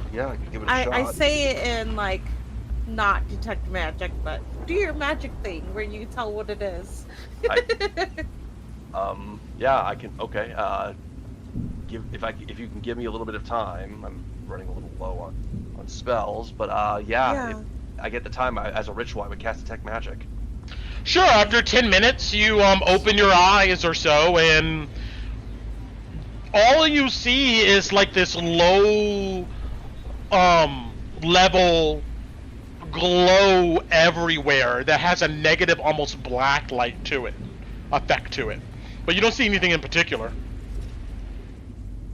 I would relay that to the party. What does that mean? It means it's real water. I'm not entirely sure, if I'm going to be honest. Does magic always glow black? Only I look at Dawn too. He looks at you and goes, no. Different schools have different auras. And it's pretty well known that whatever this haze is, and a lot of other things here in Drakkenheim, has some other aura.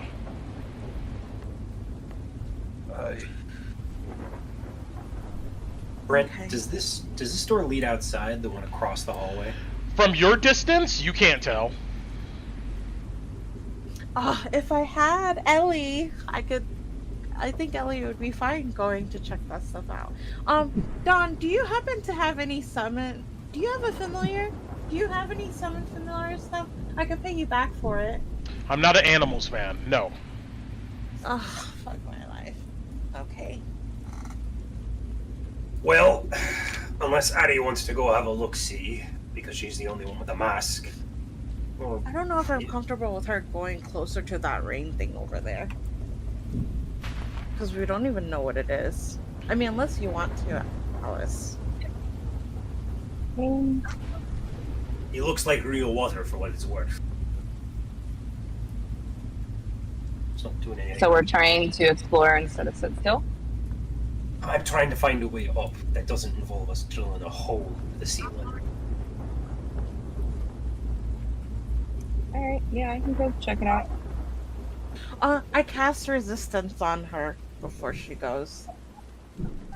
Okay, Alice, as you step in, you hear this water. You could feel you could feel the drops in the air. There's a massive gash on the floor here, about 10 feet wide. Haze lingers densely in this area here. There's steps that also lead down, and there's a bunch of rubble collapsed on these steps. Across this hole, it's where you can see through the haze what looks like waves pounding against the far wall. Oh, wait. Alice, can I borrow the mask for like 2 seconds and I'll give it right back to you? I can use thaumaturgy to open the door from here. Yeah, sure. From where you're go. standing. Okay. So Yep. I'll go stand right here, Brett, with the mask on, and I can cast thaumaturgy 30 feet. Oh no, I have to go closer. Damn it. Okay, I'll go. Does this look like it's thick?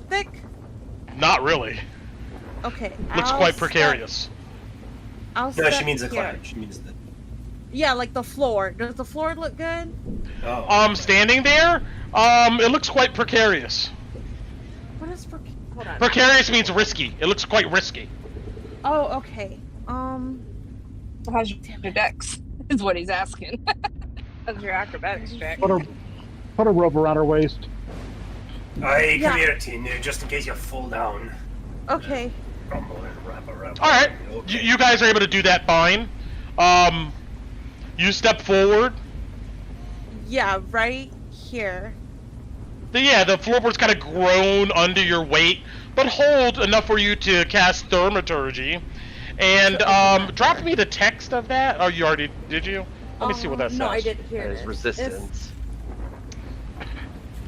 Your voice booms up to 3 times. You can create one of the following effects. Yeah, instantaneously cause an unlocked door or window to fly open or slam shut. Got it. Let's see if this is let me check something. Is it unlocked? It's locked. It's locked. Yeah, it does. It jiggles. It does.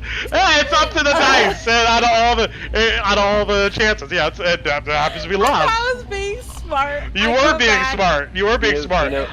Listen, you were being smart. Unfortunately, that doesn't always mean you're successful. I take off the mask and hand it to Alice. It didn't work. It's locked. So I think you have to. All right. That was a very good effort, though. Yeah. Oh no, I'm totally down with that. Alright, so Alice, are you going to try to jump across this hole and like go on the other side here? Is that what you're going to try to do? So that one board that doesn't have like where it fell, like that one board on the map doesn't go through. Right here. Yeah. No, not really. It looks super thin and it can crumble at any minute. Okay, so I don't have Ellie. I can't cast both. Do you want resistance or guidance? I can give her guidance, you can give her resistance, or vice versa. Okay. Oh, Adi, do you want a rope around you? Yeah. Gotcha. Yeah. Just in case.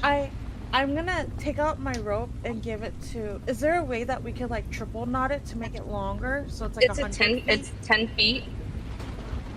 Yeah. Okay, so if I do a running jump, I can jump 10 feet with 10 strength. You'll just make it. Got it. All I right. will just make it. Rules wise, but obviously, you know. So yeah. Do we have a rope around Alice? Mm-hmm. Right. Yep. Yeah, I'm not the jumping other end until just there's to a help rope. pull if needed. Yeah, you're able to go ahead and knot off the rope. Do that easily. Gas mask on. You back up, and then you sprint and jump across this hole. You land, your feet slipping a little bit, but the weight of the boards carry you over. Okay. Does it look like I can get to the door easily enough? Right? He's pausing. No, he's not answering me. He's looking.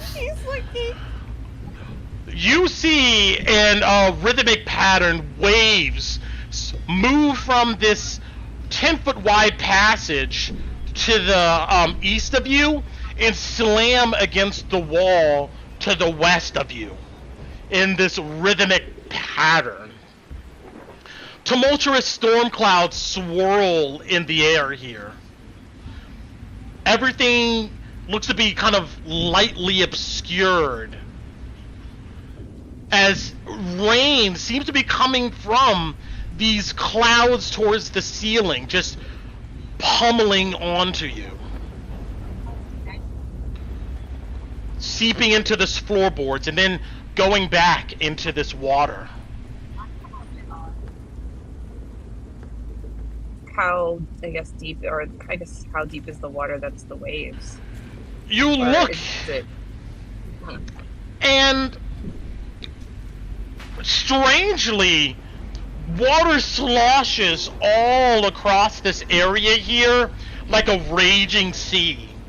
It bounces off the walls. You can see furniture and debris sloshed into it. It's impossible to just look and tell the depth. But considering this floor should be flush, and these waves are this big, it might have some depth to it, yes. This is probably where the damn thing came out. I can only jump 5 feet from standing.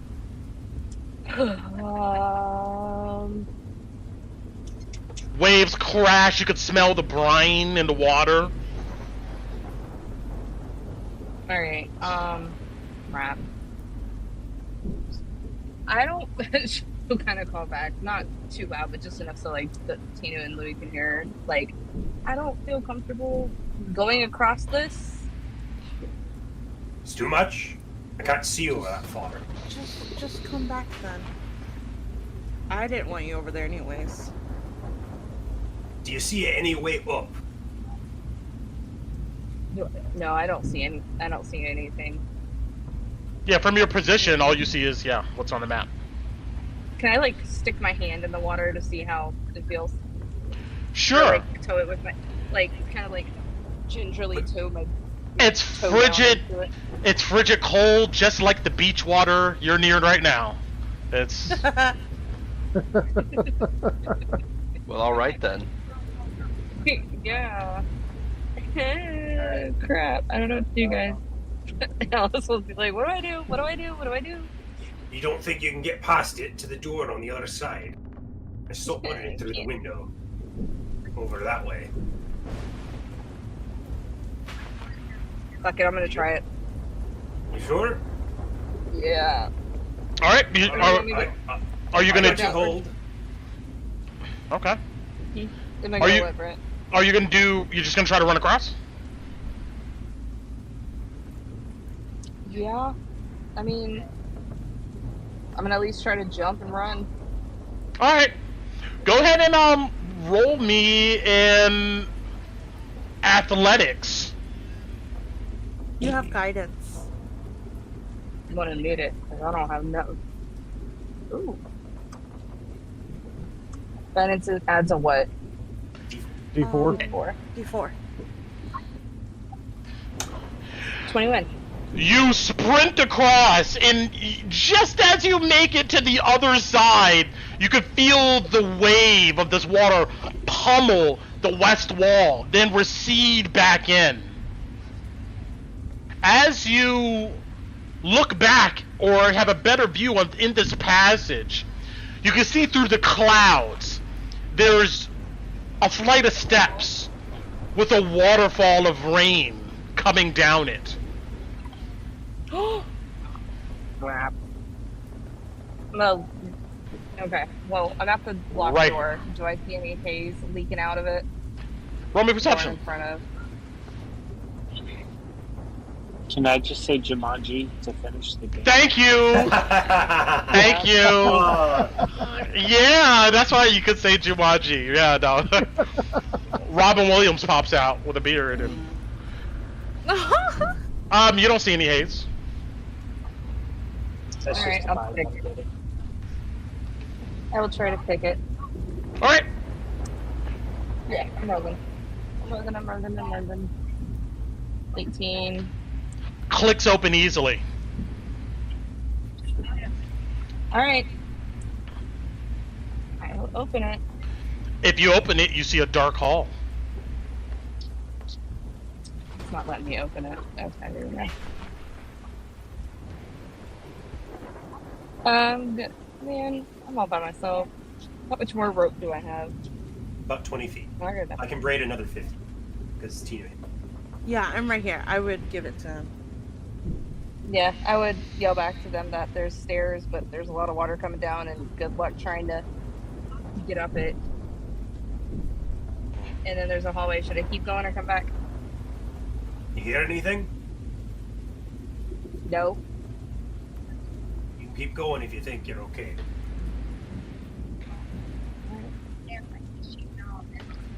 I start tying the other rope to this. Yeah. Okay. Same you know thing, that. And listen at the door. Yeah. All right. Roll me a perception. Yeah.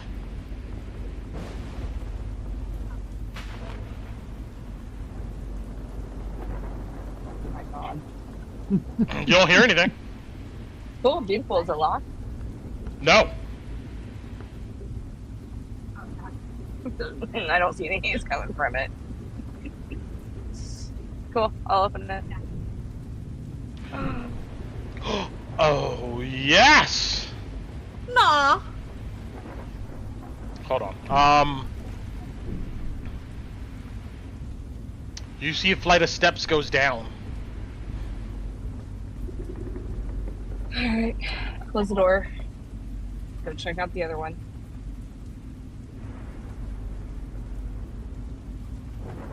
Sorry, my internet is being fast. This one locked, Brent? Nope. I'm gonna open it. Okay. It looks like a dusty storage closet.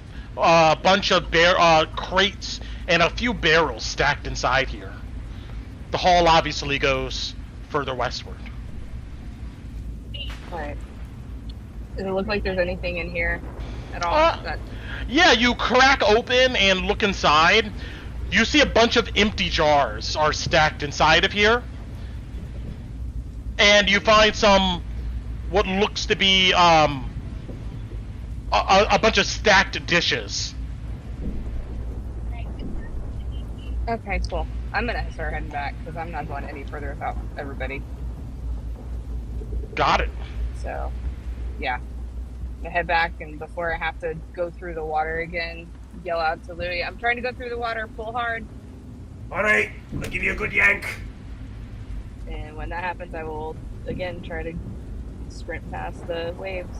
Actually, you might be able to jump it on that side. What's your passive perception? Jump it. Just 13. Gotcha. Total crap. Alright.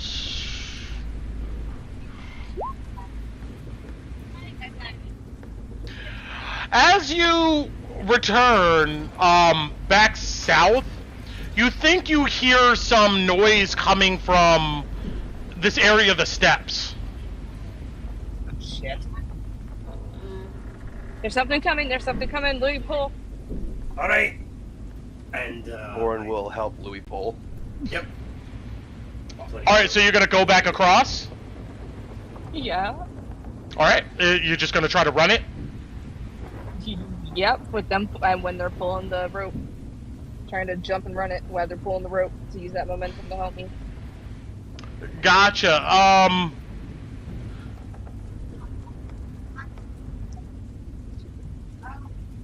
Sure, I'll give you an athletics with advantage. Thank you. Gracious DM. Hope you remember this. Well, roll again. Is that it with advantage? Yes. 10? Oh, shit. Well, that's no bueno. You go to run, and the floor is slippery, and with the yank of the rope, it almost like knocks you off balance. You see one of these huge waves come and pound into you. Roll me a strength save.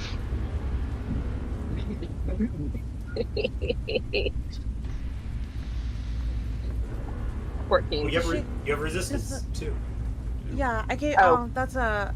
Hold on. It's only for one check, or it's a last just a minute? It's up to a minute for one saving throw. Your Before. choice. And you checked out the northern rooms and then came back? Yeah, that's probably been more than a minute. Roll me a percentile. If it's 25 or below, you still got it. Hey! Alright, you got it. Roll that d4. 16. These waves, you feel it, the impact, the kinetic energy slam at your back as you just make it across. Holy shit. Yeah, Thorn will help Louie in getting her in. Alright, can we not do this anymore? Alright, come on, lass. Yeah. You want me to tie it? You want to walk it, or what do you want to do? Yep. Let me jump. Oh, fuck me. Do you have 10 feet enough to run and jump, or no? I don't think so. No. I need an athletics check. Do you want to walk it? You don't have to jump that standing. How will I walk it? It's attached to me. No, you untie it from yourself, tie it to the banister at the top of those stairs, and I'll tie it over here and you'll walk across. Does that banister look like it can support my weight at all, Brent? It looks like if you tie it enough, maybe, but you'll get an athletics check with advantage. That's what you'll get. Or can she We're losing the rope. Walk rock? Well, the rope is going to stay tied over there, yeah, until somebody unties it. Yes, it's worth losing the rope, Alice. Just tie it. I'll cut off the next 20 feet. It's fine. I don't care. Okay. So I'll tie it, and instead of then try to acrobatics, run a tightrope it. Got it. All right. You can roll me in acrobatics, or No, it's still roll me athletics with advantage. It's still athletics. You're like trying to pull yourself across this rope. No, she's gonna walk it. She's gonna tie. You're gonna tightrope walk it? Yeah, for acrobatics. With like nothing to hold you? Just no, because I'm gonna take my own rope out, tie it around my waist, and throw it over to Louie in case I do fall. Okay. Got it. All right, go ahead and roll me in acrobatics then, with advantage. Cause I'm about to say, like tight roping a rope, walking across a rope. That's hard as fuck. An 11. That's. You slip off of the rope, and you fall down into this hole. But with Louie holding it, you feel the rope go taut as you don't impact or hit the floor hard, but you do land down here in this area. Oh, shit.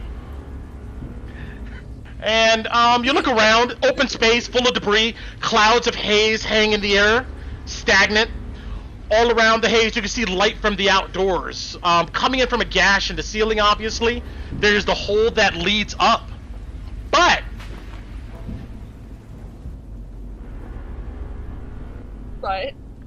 as you stand here in this haze, I'm trying to climb out. I'm not standing. Oh, yeah. I know you're trying to climb, but as you're trying to climb, let's see. We'll do this. And hopefully getting hauled up. Yeah, absolutely, yes. Tina would be helping too at this point. Oh my god, she's freaking out. The haze around you seems to dissipate. And you no longer see this room. The rope is still tied around you, but it just seems to disappear as it goes up. Give me a fond memory that Alice would have of her past. Oh my god. I guess it would be just one of the times. I guess with recently running into Night Hopper, be one of the times that she was actually like playing with him, since all the other kids were kind of not really playing with her, and he took the time to sit there and play with her little dolls with her. You see yourself outside in a courtyard with palm trees. There's a jungle gym area for the children. And you're in an area that you were sitting watching the other siblings of the Jones family play. And you see Hopper come over to you. He has a smile on his face and he sits down next to you. You see he grabs one of the dolls, and he gives you a smile.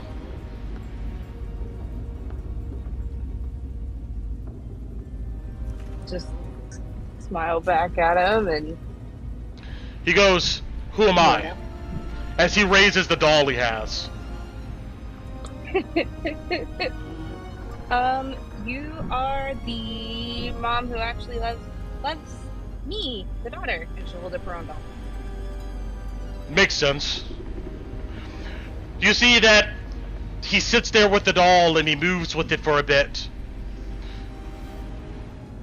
As he does, you see then the doll in his hand trips and falls over. You see a small pool of blood around the head of the doll begin to emanate outward on the small table that you're at. Oh. He looks at you and he goes, "I guess she died."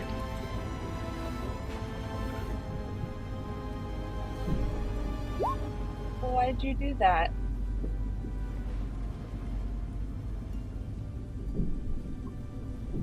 He looks at you and he goes, "It wasn't my fault. It was always meant to be."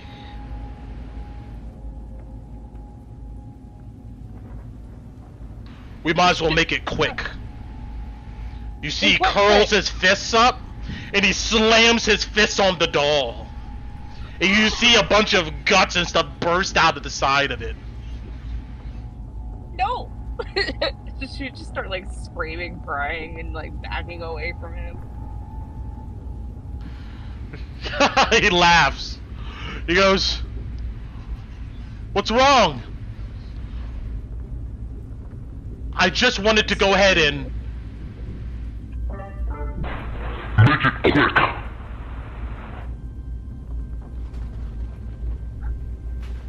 Should just start screaming and trying to run away at that age, yeah. You get up from the table in this courtyard and you see Hopper stand, his eyes turning black.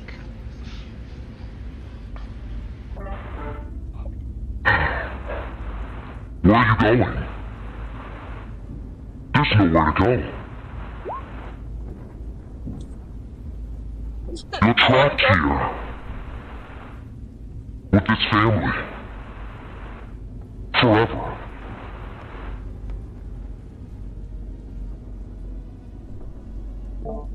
You see he begins to laugh. Without the...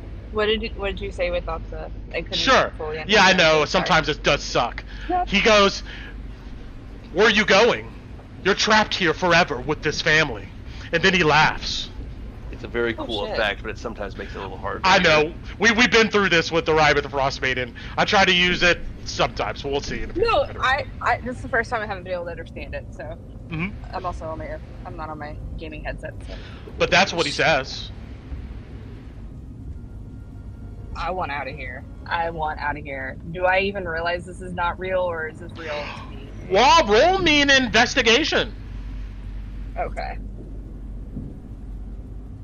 Meanwhile, Louis, you know that the rope has gone slack. Like, there's no help being on the other end of Alice, like, pulling up. What the hell? Pull that one. And I... Yeah, Torrin is pulling as well, just... Got it. Roll me, both of you guys roll me an athletics, strength. Tinu's helping too. Can I give somebody advantage? Sure. It's gonna be a group strength check. Oh, okay. So Tinu, you gotta roll 2. Athletics? Yep. Yes. It might be better without me, but too. Like... Could you cast guidance on Louis then? Oh yeah. Like Can I cast action? guidance on somebody before I pull? Sure. Okay, I'll do it on Louis. Yeah, I rolled a 14. Woo! Plus the D4, Louis. 50. Oh, damn, Torn. Yep, it's. Thank you. Good man. Got it. Let's see here. Hopper looks at you and goes, "We need to finish the game." my 18 investigation do anything? And yes, you note that this world is fuzzy around you, and through it you can see the room that you're in. You can feel the ropes suddenly lurch around you, pulling you upward. None of this looks real to you anymore, but you can still see Hopper there. I'm just gonna close my eyes and try to scramble up close my eyes so I can't see the fake and try to feel. Don't block it out. You know your fate. You're a nobody. No one. No family. No siblings. No love. This is where you're supposed to be. Shut up, Adam. Shut up, shut up, shut up, shut up, shut up, shut up, shut up, shut up. You get pulled back up out of this hole.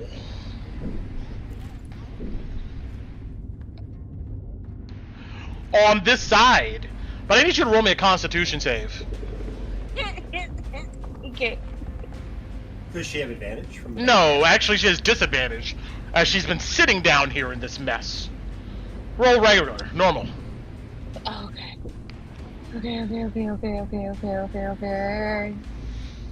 14. Okay, you feel good. I mean, do I feel as good as though? you can feel, considering what you just went through. Oh, yeah. Is she up with us now? Yes. Oh my Yeah. god. But she's screaming. Yeah, just. Oh yeah. And she gives is you a hug. Screaming. I try to hug you, and I'll try to like help you like calm down. I don't know if it helps, but Tina will try to hug you. All right. Yeah. Alice, Open it's my okay. eyes. Where am You're I at? back with us. You're back with us. If I open my eyes, what do I see them, Brent? Yes, you open your eyes. You see Tinu, Torin, Louie, all looking over you. Everybody. What happened? She'll just trying to breathe. Don Lero comes up and goes, whatever you saw, just forget it. Don't listen to it. She's gonna flip him off while she's trying to play. She's wiping tears from her eyes. Hugging on tightly to Tinu.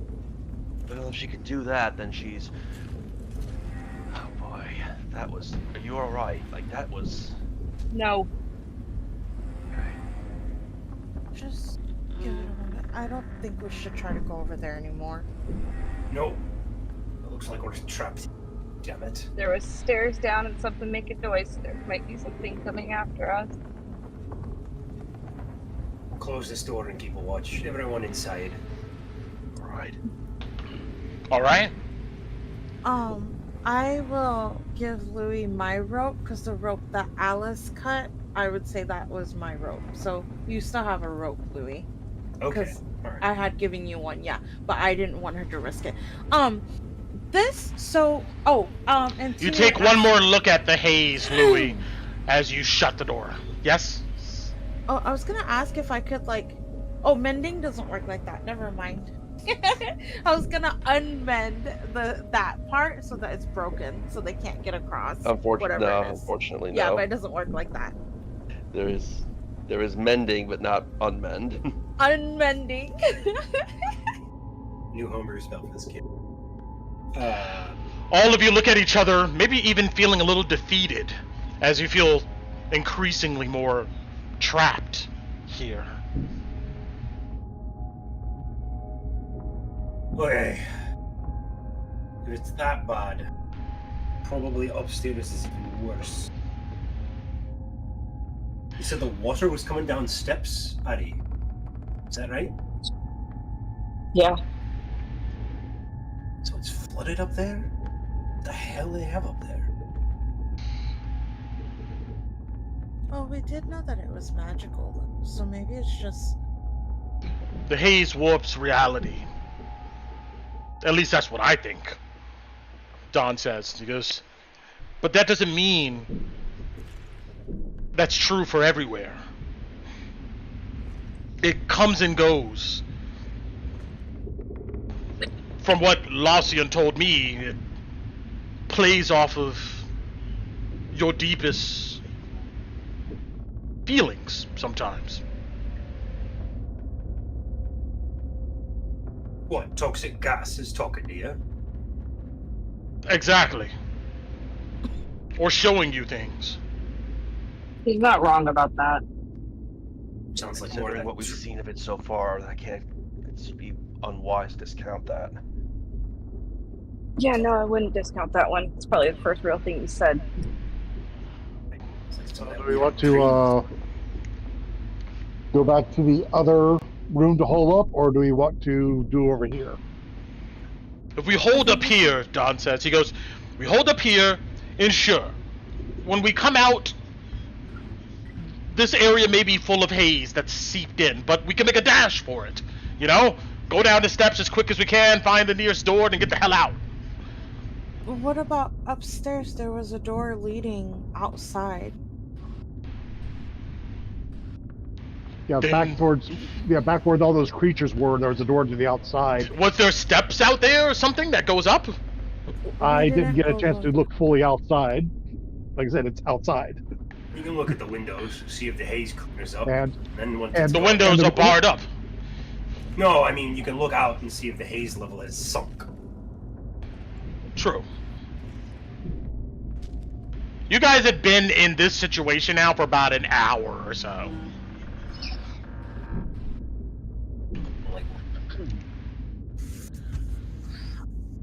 I think we should just hole up on that little ledge thing where those people were, and if the haze starts to come, then we should just poke a hole in the roof.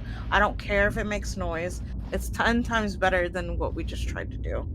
If we have to leave, it's gonna be our escape to the roof. We can't go this way. It's the highest point we can get to. So is the plan... Okay. So does everybody agree with that? They want to hold up in the loft area?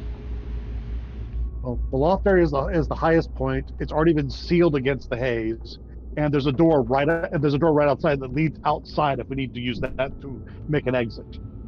And like Don said, we could probably just tie something over our mouths and make, for those who don't have the mask, and just try to make a run for it. All right. So I'm going to take that as that's the plan.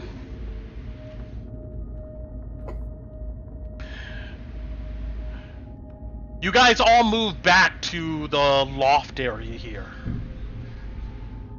Do you want to close the door there and bar it up? We've got a bag. We've got hammer and nails. We do. It's probably a good idea to do so. You bar up the door, and then, after the work is done, all of you settle down and look at each other warily. Can I cast my Twilight Sanctuary? Oh, well, are we gonna be here for like an hour to short rest? Is this a short rest right now? At least probably another 3.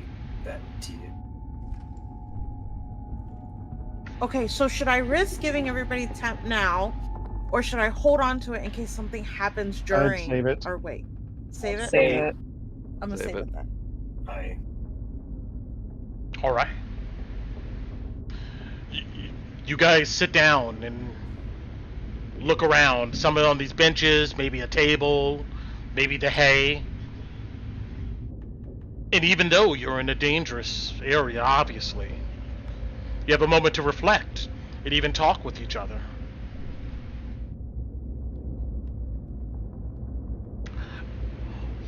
Y'all could do some RP for the last few minutes here.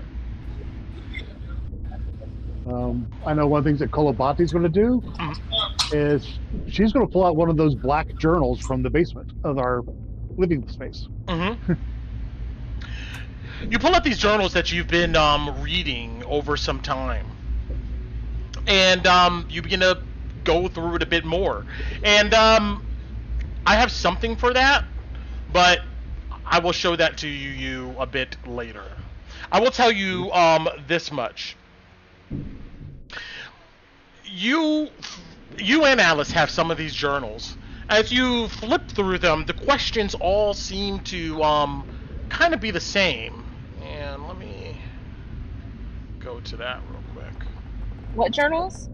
These black journals you guys found at your headquarters, pretty much. Your the place that you took over from the Garmir or the Knolls, that was in one of the rooms where there's the vampire that was under the floorboards. Oh yeah. Okay. There was a bunch of journals there. Yes. And here we go. Yeah, because I've got the 3 black journals and the old Bible, and you've got the Falling Fire Bible. Yeah. Yeah. Yeah, because we have the understanding of switching when we want to. Like we're buddy reading the Bibles. But right now, I'm more interested in the journals. Oh yeah. There's more to this, but I'll tell you 2 things. One, the questions all seem to be the same, and the questions all seem to point towards finding out something about the Night Court and finding out the identity of oops, let me see here. Come on. There we go. Of someone by the name of Camilla von Kessel. You get a sense that Camilla von Kessel is somehow associated with the region or the place named Kesselholm. And whoever's been writing this apparently believes that this person, this Camilla von Kessel, is in charge or responsible for these vampires that this quote-unquote miners guild has obviously been interrogating and looking for. Besides that, you begin to see towards the back of the book some maps, what looks to be of Castle Draken,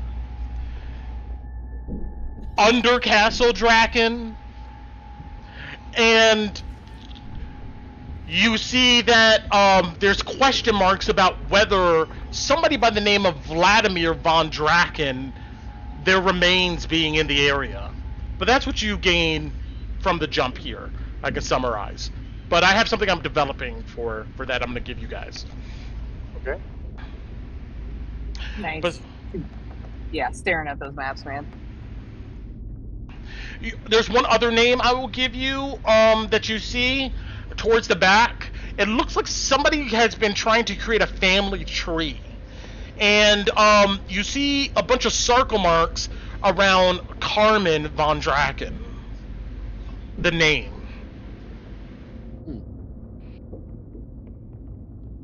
Well, while she's looking at all that, she'll look over at Don Laro. It's like, how much do you know about the Von Drakens? He looks up at you, and let's see how much he knows. You see, he seems to think. He goes, well, I know that. I mean, at least when I was a young boy, they would teach that Vladimir von Draken founded Drakkenheim.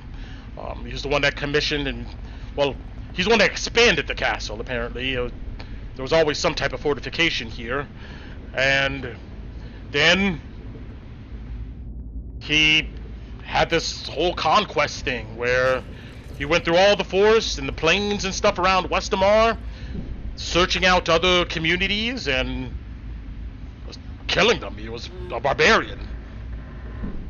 I mean, a sophisticated one that had a family, one that obviously had a castle and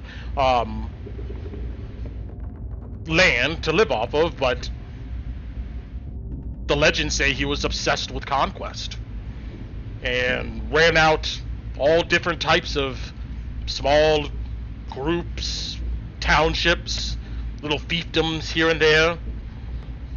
Apparently it was very bloody, and I don't know, the children's books say that he drank blood.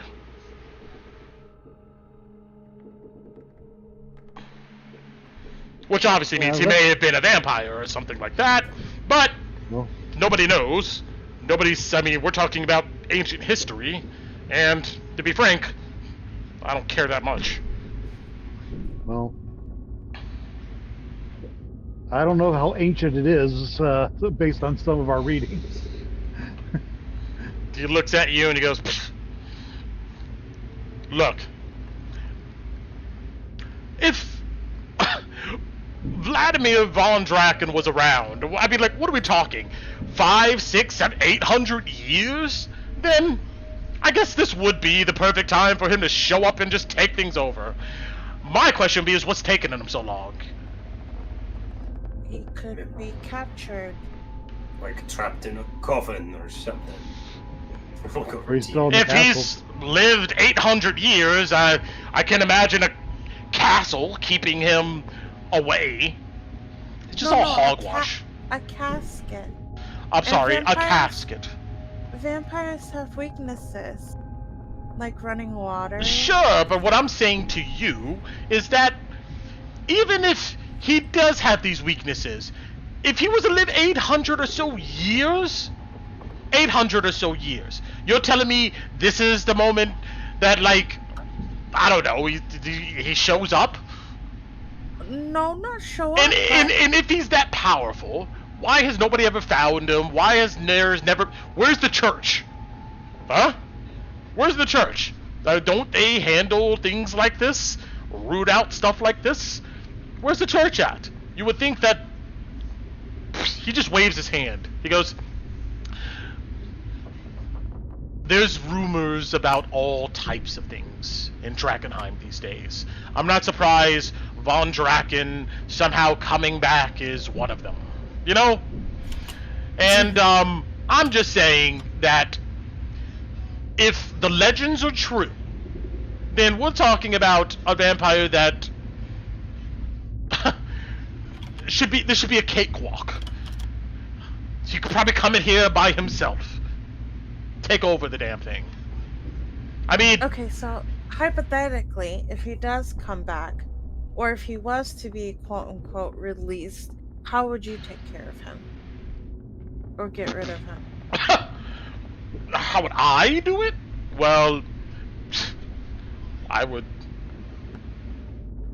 Once I'm back at the academy, I would go ahead and muster a group of some of the finest casters. We'll do some research, and then we'll go and you can imagine what would happen after that. I mean, No, I mean, like, stake to the heart and cut the head off? Or do you know anything about that? More like incinerate is what I'm thinking. Can't come back from that. That's true. He seems pretty confident in his answer. Oh, but out of character, I really want Don Lero to see our basement. He goes, but, like I said, there's rumors about all types of stuff. Von Draken, Vitruvio, the great saint. There's rumors that his ghost walks around Drakkenheim with a flaming sword, ready to go ahead and take everything over. You know? Then, I mean, what else we got? You see, he seems to think the inscrutable tower, for instance. You know? I mean, people believe that there's like, all of this is because of something with the tower. I mean, there's all types of rumors, legends here and there. I'm not surprised Von Draken is one of them, but he just shakes his head. You can tell he's just like, that's the least of his concerns, or something he's willing to consider. He's just like, whatever. They all start somewhere, you know.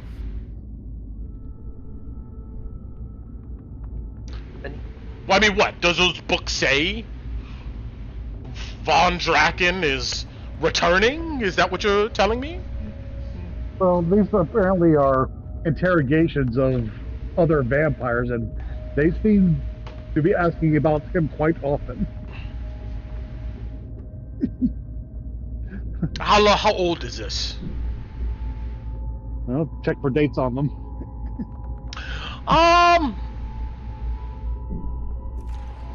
Good question. Let me go look here. Wasn't it like 13 something?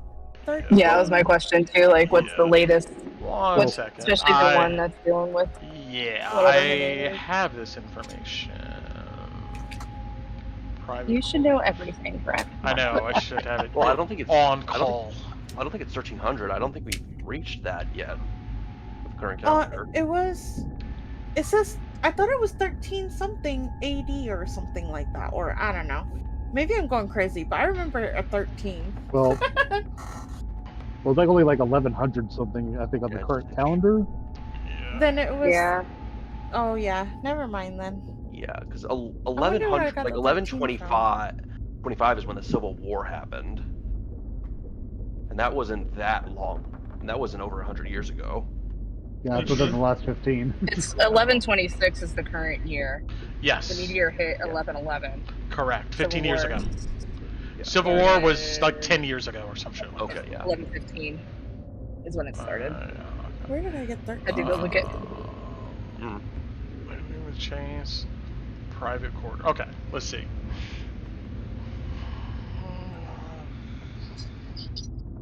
Watch it be something really important that I forgot. That's what it always is. Okay, it looks like it's No, it's I'm just gonna go with it. It's 15 years prior to the meteor hitting. Okay. So within the and the catalog of these journals go back an additional 20 years. So 50 to 30 years ago. All right. Is there any date for that I'm sorry, I don't have my notepad with me. You said the one that had the Von Draken that had the circle, I think it started with the C? Camilla? Yeah, No, Camilla's Von Kessel. You said there was another Von Draken. Carmen Von Draken. Carmen is the one who, I believe, according to history, assassinated Vladimir at his supposed time of death. San Diego. Yeah, those entries are about 15 years ago, but they go back longer than that. It looks like these same questions have been asked for quite some time. So this is when they ask the questions, probably in that area, but they've probably been looking for this. For anybody who's trained in history can roll me a history check. And then we'll end that after. We'll end it after here. Hold on. Well, yeah, hang on. But I'll be right back. I have to take a tinkle really bad. It's getting hard to focus. Sure. That's fair enough. Yeah. I wonder. Alice gets the highest history on this. No. I wonder where all those vampires are then. I mean, be honest, if this is an order and we found the evidence in the basement, there's probably a lot of them that have been hunted down and either put away or killed. And Westmore is a pretty big place. Yeah. Not just Drakkenheim. But if they kill them, then there should be like a way, like a information, like steps on how to kill a vampire. Right? Well, these are their interrogation journals, not their methods of killing journals. And method of killing, I mean, for most adventurers, and like that's not exactly the biggest secret in the world, how to kill a vampire. In most through the heart, cut the head off, right? I'm just having to stay quiet on the speculation. Like, if you want, you answer, can, when we get back, you could ask the order, or you could ask maybe Fallen Fire folks, and any of them might know something.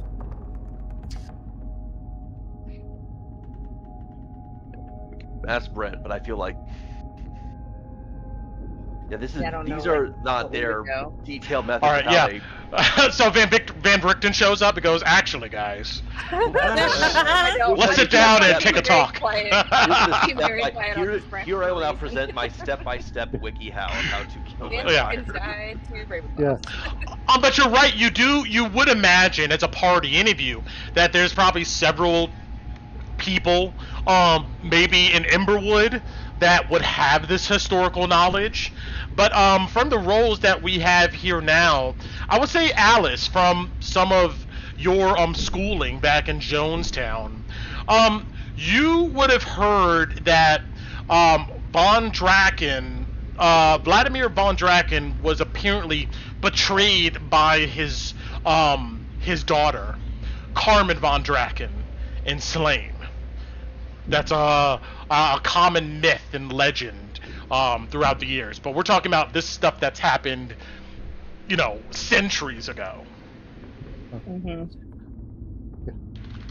And of course, a couple bodies like things like, I can try asking for a first-hand account, but he's not listening at the moment. Interestingly enough, yes. You would know that. Let's do some math here. Jesus. So we're talking about stuff. At this point, it's myth. It's almost like in today's world where we talk about like Noah's Ark, or no, not even. I wouldn't say that. I would say it's almost like talking about Genghis Khan. I would say more. Yeah, Romans. We'll say someone who existed, but there's in there. There's kind of a mythological epic. I would say Khan or Oda Nobunaga, like they lived, but there's enough romanticism hundreds of years later that there's kind of exactly the way we reflect on the medieval period in Europe and stuff, like that's kind of what people think about these times. It's like we're talking about like old history and stuff. But Richard the Lionheart and all that. Yeah. But you would know that in general, a rough estimate, Alice, Drakkenheim was founded around 640. So that's not an exact date, but we could do the math. 626. Just under 500 years ago. Yeah. So that's what we're talking about here. Yeah, Alice would be spouting all that very obviously from like schooling memory. Yeah. But all right. Nice. We'll leave it here with you guys holed up. I'm hoping to wait out the haze. And I'm going to go ahead and say, I'm going to give you guys a minute at the beginning of next session to roleplay. There's one thing that could happen, but we'll see about we'll see about that. But we'll pick up next time with you guys here. You guys can talk about certain things, or maybe ask Don Lero some more questions, and we'll see if you guys make it back to Drakkenheim. You guys are, to Emberwood. You guys have been doing pretty good with these fights thrown at you here, like especially considering down on resources. So. Yeah, I was thinking like, who actually has spell slots left? It's benefits. I have one. I have none. Okay. All right. So I'm into this stream here. We're done. Catch you next time. Holla at your boy. All right, we're out.